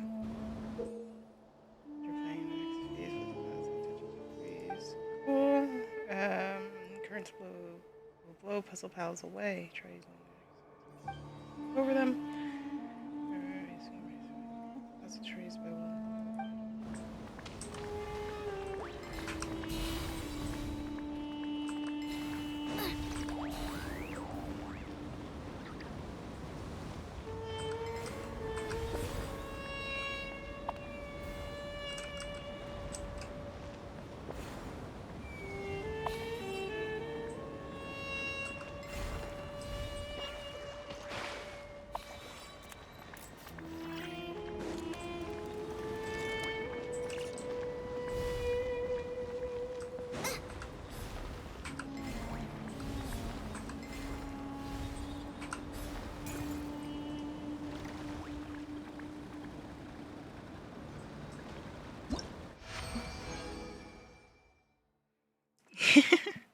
I also didn't realize that multiple of them were spawning in. That's kind of hilarious.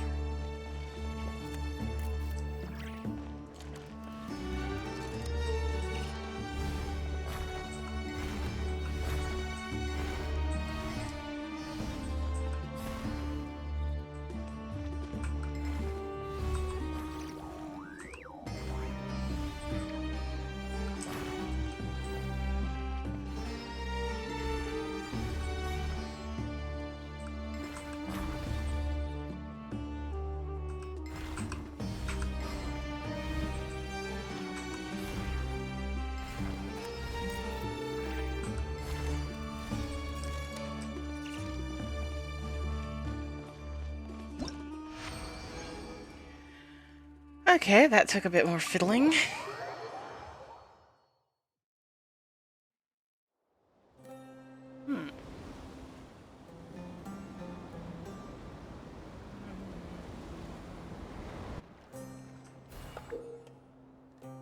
Currents will blow us miles away. Try using more.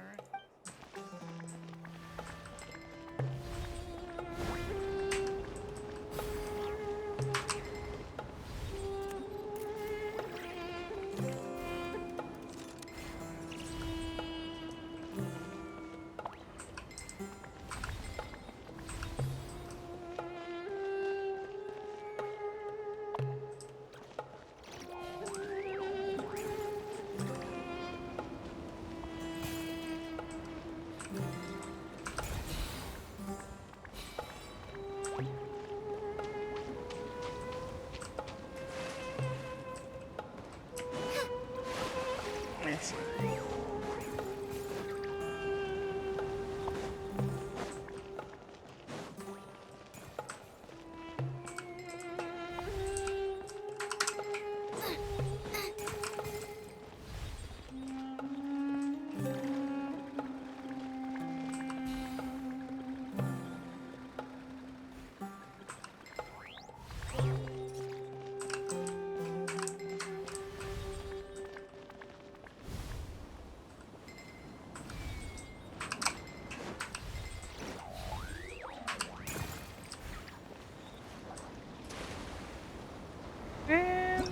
Ba-da-ba-da-ba. Not bad.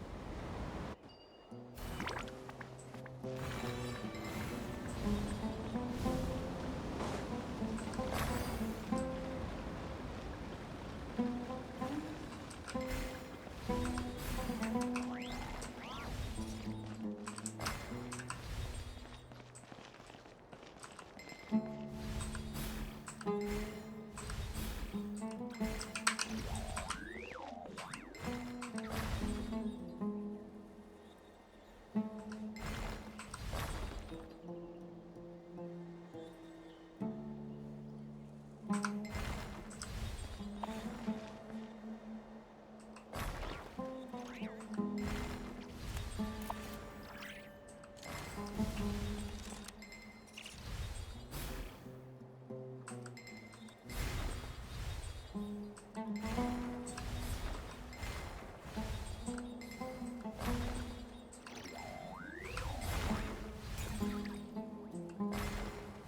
there's nothing better to do, we could go foraging for ingredients.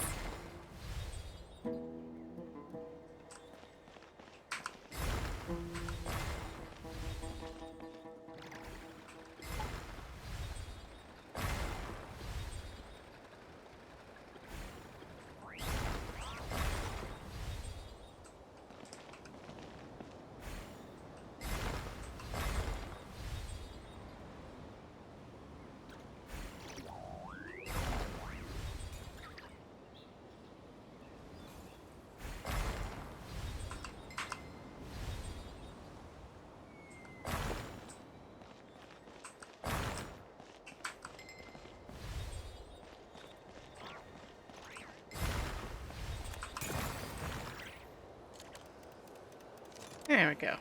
Okay. Took me a bit of thinking. It took me quite a bit of thinking. I got there in the end.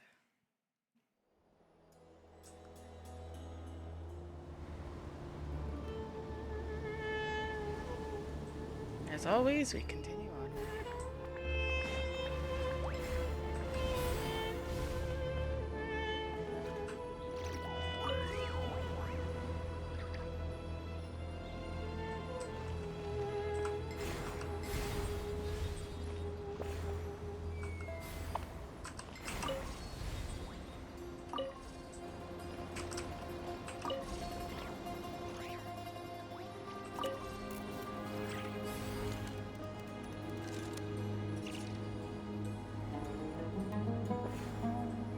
Race you!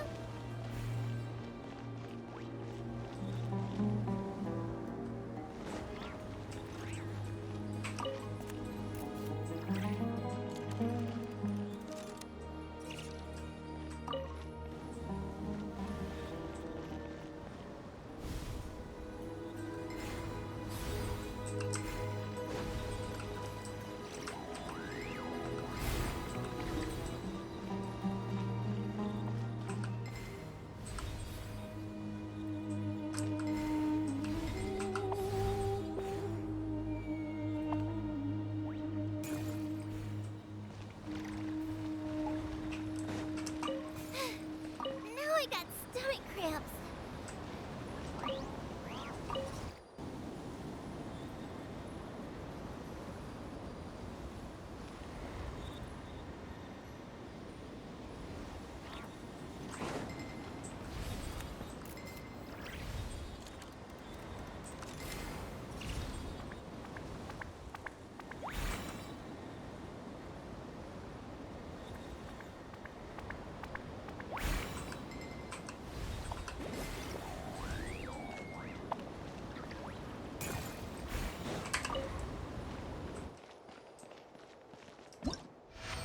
Thank goodness.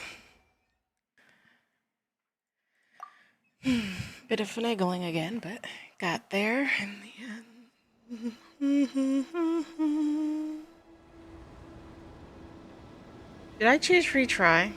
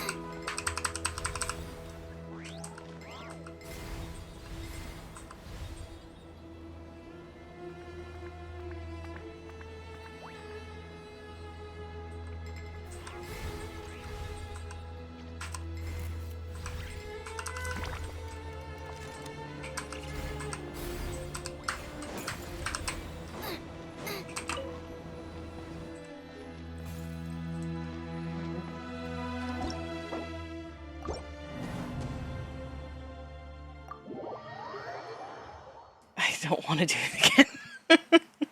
Like I did it once, that's good enough. Let's see. Walking on water. Among the ruins, there are plenty of uses for elemental energy. By skillfully harnessing cryo, for example, you can freely move across the water surface for a brief moment. Using lifts as stepping stones. Lift mechanics serve an important role in many domains. Be sure to pay attention to factors like timing and height differences when using them to solve puzzles. Miraculous planning. Accurately identifying the correct order of puzzle mechanics and tools is key to reaching critical locations in many ruins. Timing makes perfect. Leaping from edges of platforms to vault across deep chasms, getting your timing right is another critical skill that must be mastered. To win or not to win. High above narrow passage. Interference from wind currents can lead to unpredictable effects. Whether to redirect this interface or eliminate it entirely is a judgment call you must make carefully while exploring.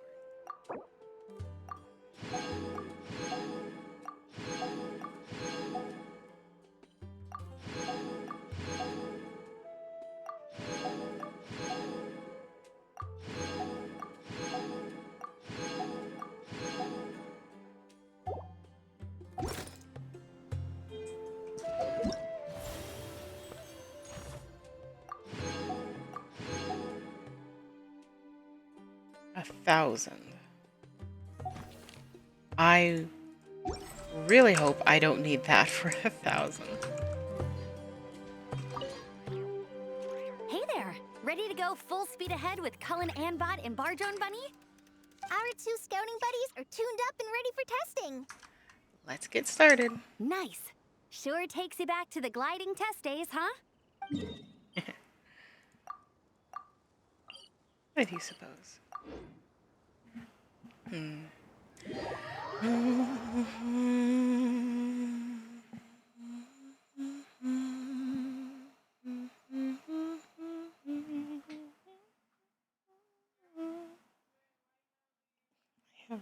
Some of the cutest cats. Yes, Onyx, you are absolutely precious. He's doing that thing where he like has his paws up and he's like laying on his back and he's like half curled up. Oh my gosh, he just looks so adorable. That's all you really need to understand.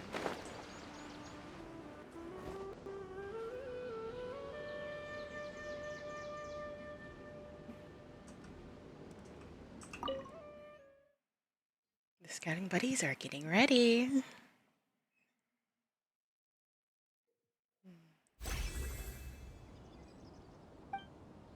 During the challenge, you can switch tracks by jumping facing the corresponding directions. By gaining acceleration will appear on tracks when the scouting buddies touch the orbs, which other thing will gain a speed boost.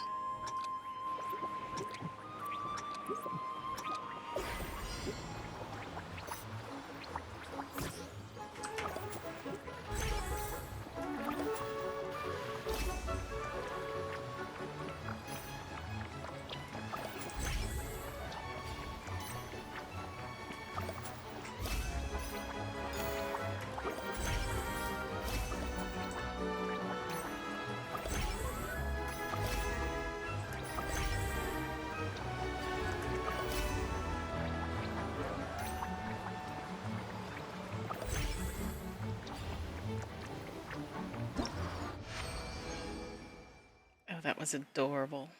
Next challenge. Scouting buddies are getting ready.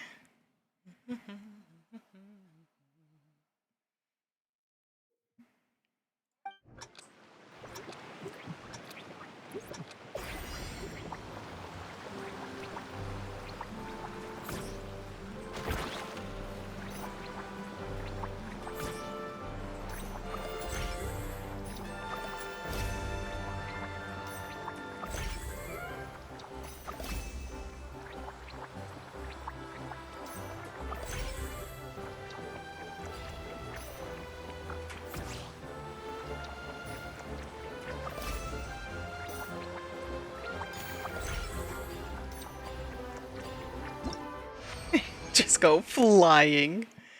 Absolute zooming energy.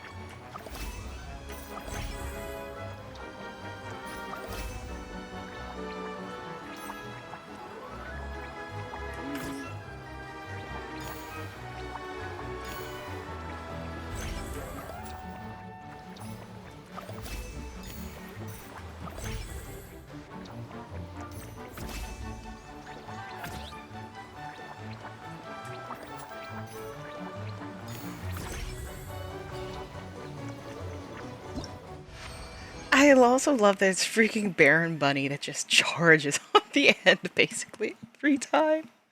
Like it could be Colin, but it's been Baron Bunny this whole time.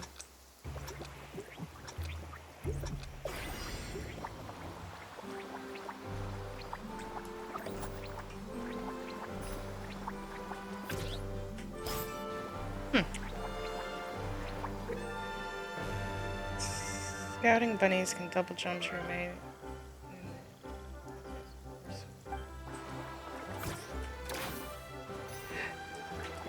Game really let me die.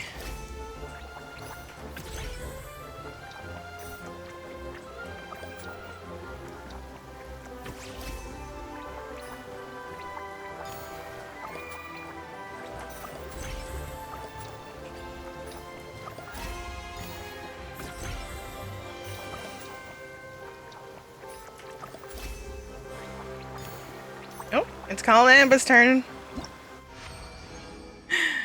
Colin looks mildly distressed while going off the edge. Baron Bunny looked excited. Colin was like, wait, there's no more track. Meanwhile, Baron Bunny, arms outstretched, fling me into the void.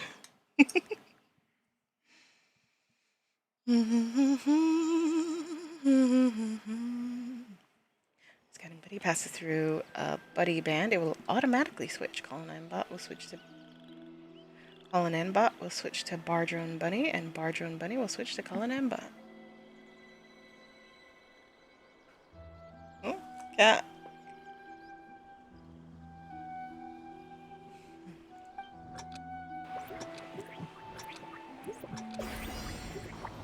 I wish I could see their face.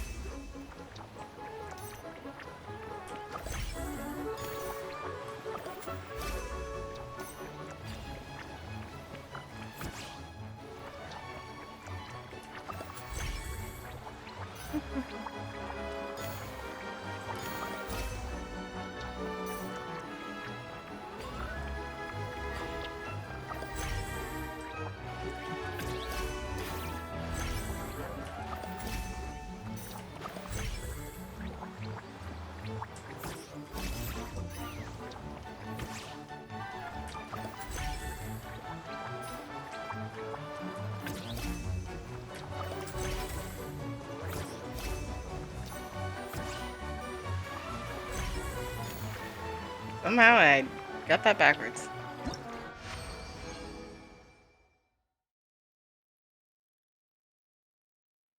Or no, I just didn't switch. I guess there's a little cooldown. If there's a little cooldown, I would not been paying any attention.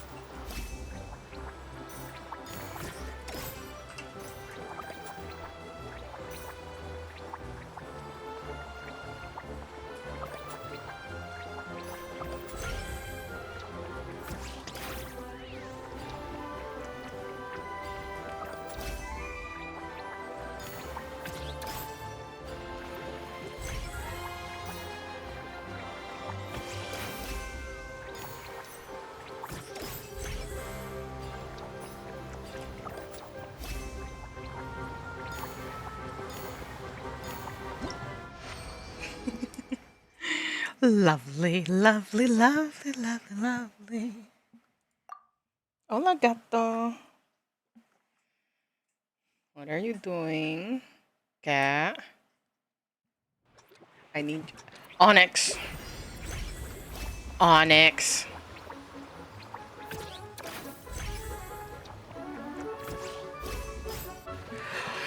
Cat. He's. Oh my god. Try. He's so freaking stubborn.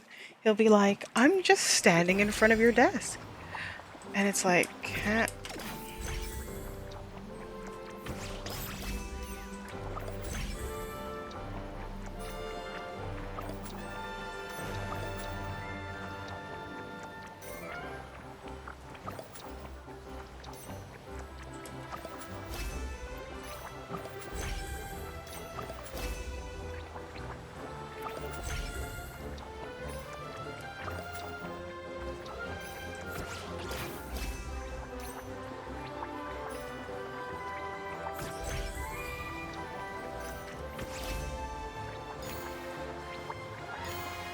Lovely.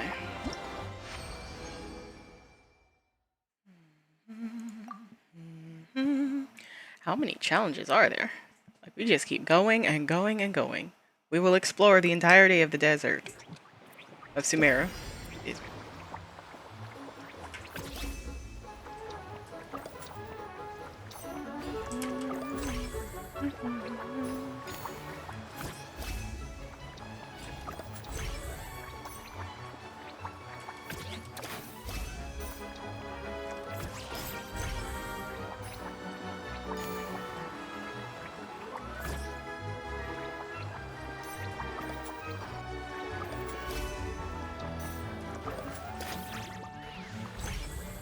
I jumped right over it. I didn't know that was possible.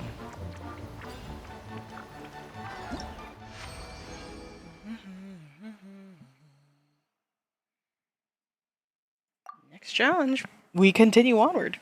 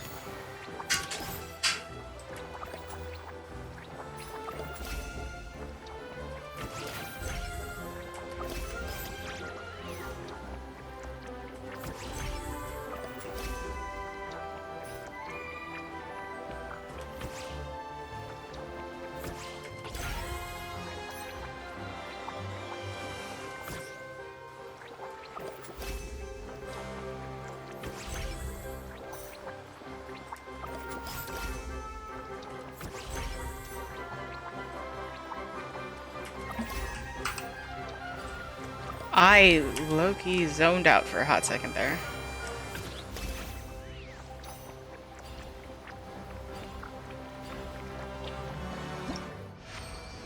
Look at Bear on Bunny. Just a delightful little creature that whenever he flings himself off the edge. Counting bunnies are getting ready.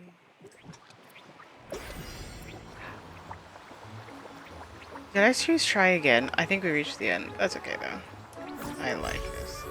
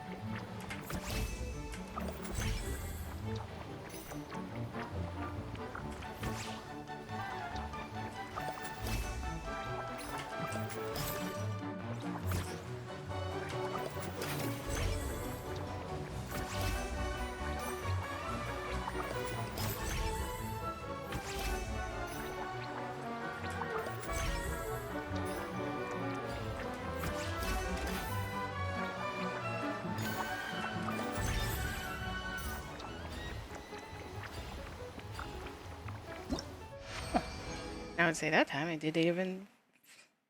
Okay, I did click try again. It's just such a subconscious response to just continuously clicking whatever's the farthest to the right. Whatever's the farthest to the right is clearly what we need to do. Alas. Not necessarily in this situation. Oh, afterwards.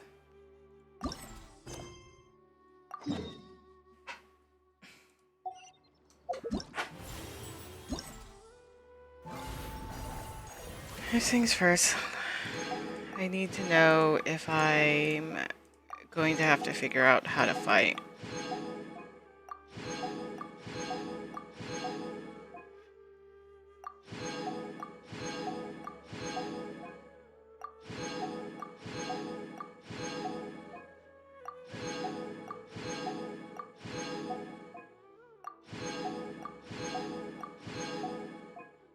There's so many of these that I hope the answer is no.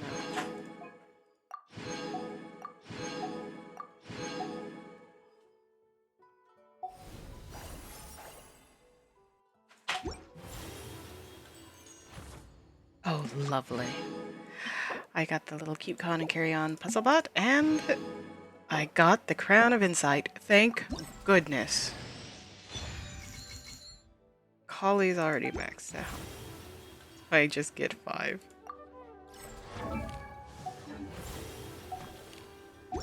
Whenever I get to take a break, I always want... Wishes of these.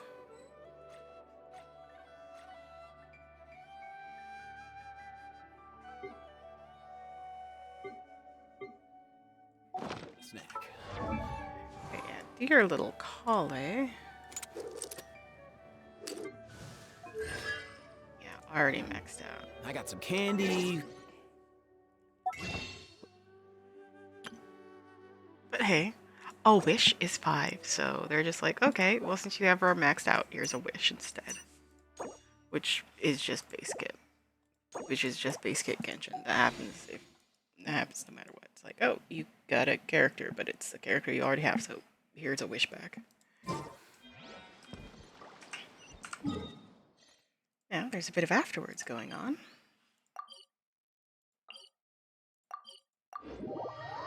Let's teleport in, and again, I'm so glad that I don't have to take on the higher levels of the fighting thing. That would have been so annoying. Good news, everyone! The Fieldwise Center is getting a lot of praise from important scholars all throughout the academia. Lovely. Soon, they'll send a team of specialists to take over the management of this place based on our recommendations. So, thank you for all the support. Wow, sounds like your hard work paid off, Kale. And you're overseeing the transition yourself.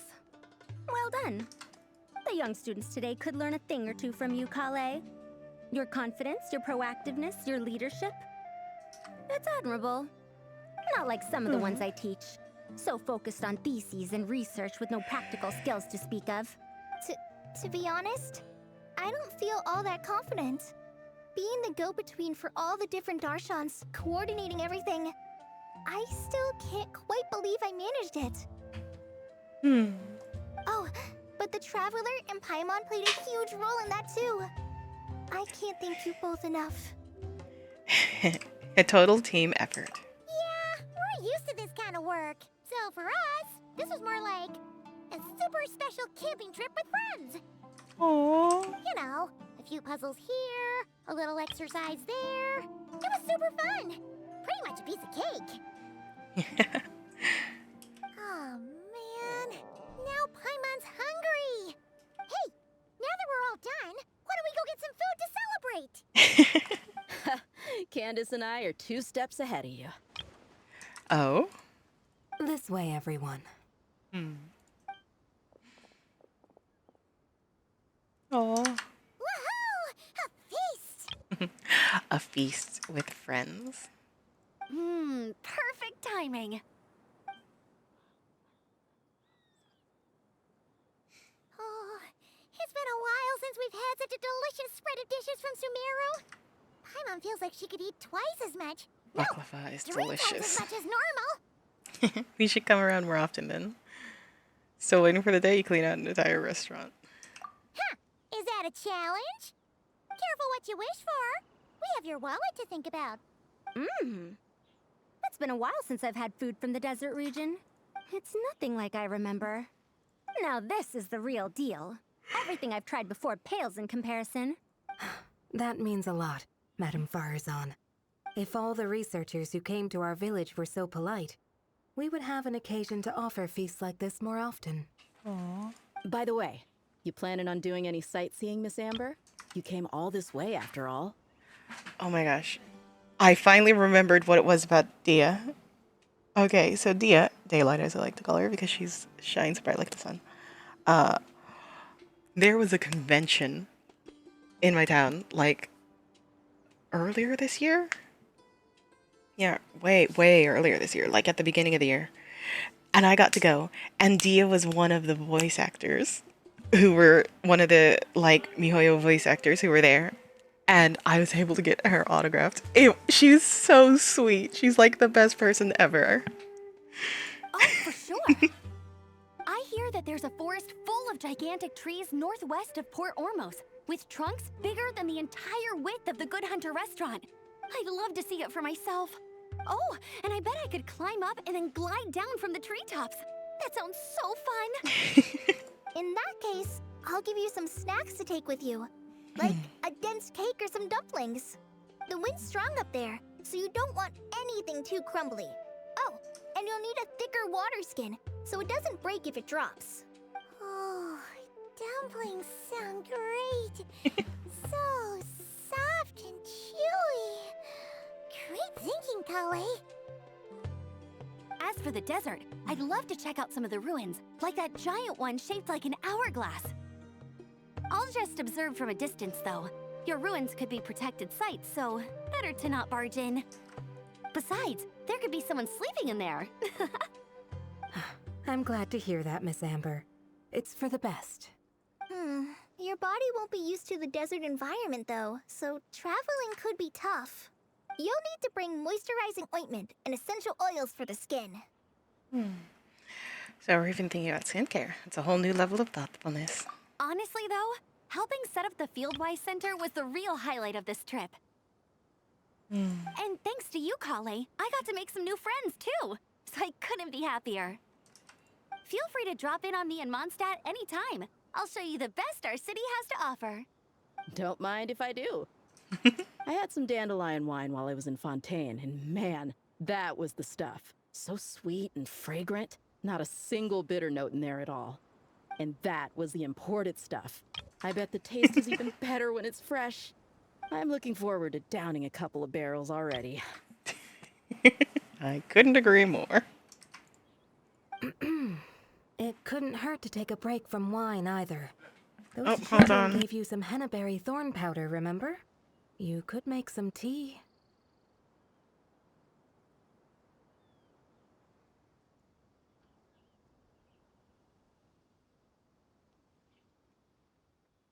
Okay, might have to take off soon. Come on, Candace. It's just a taste. The barrels aren't even that big. We're talking like 3 to 5 cups per, tops. How big a wine glass are you And drinking? don't worry, I'd make sure to bring back souvenirs for everyone. Well, I've heard the Knights of Favonius library has quite the collection. I wonder if there are tomes that approach engineering from a different angle. Could be worth perusing. I'm not sure about the exact number, but the library's pretty huge, all right. What kind of books are you interested in, Madame Farazan? I can write them down and have Lisa get them ready for you.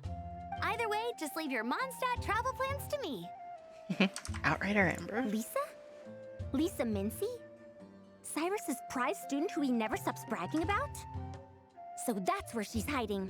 Hiding. Ah, this is kind of nice, isn't it? Friends of ours meeting other friends of ours, then becoming friends in your own right.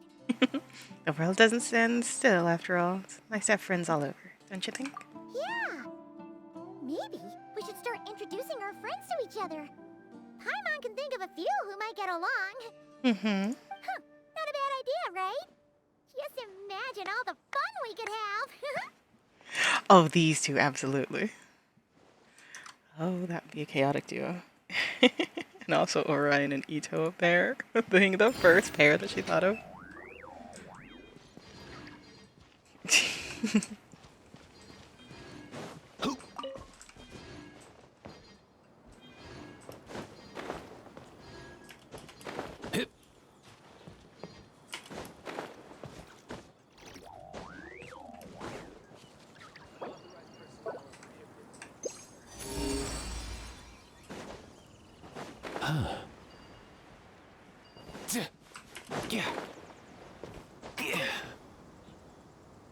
It's down. Mind the wind.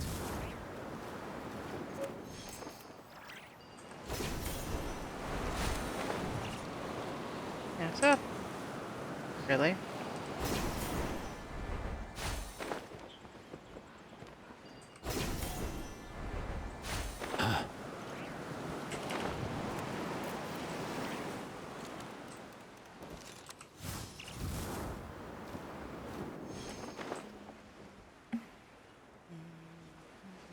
Oh, there's a path or something? Let's go.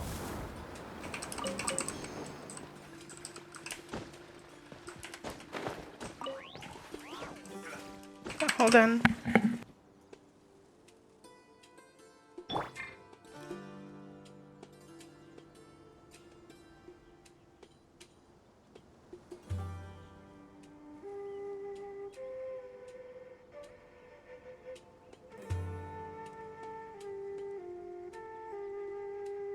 Okay, I've been given supplies.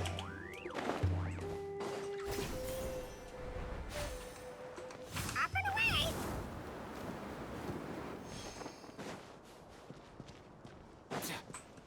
Ow.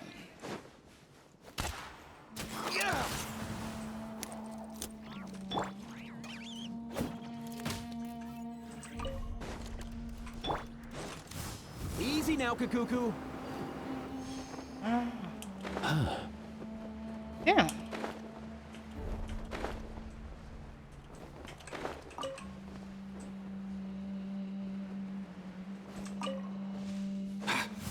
All time, bro!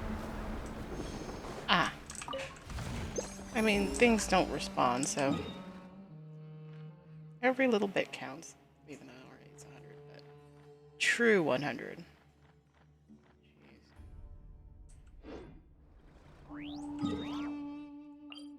Here.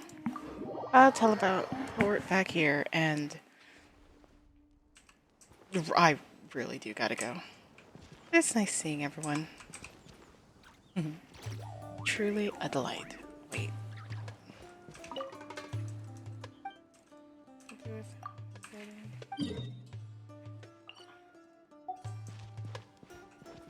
Okay, now. In here. With that, my dear darlings, I'll catch you next time. Bye.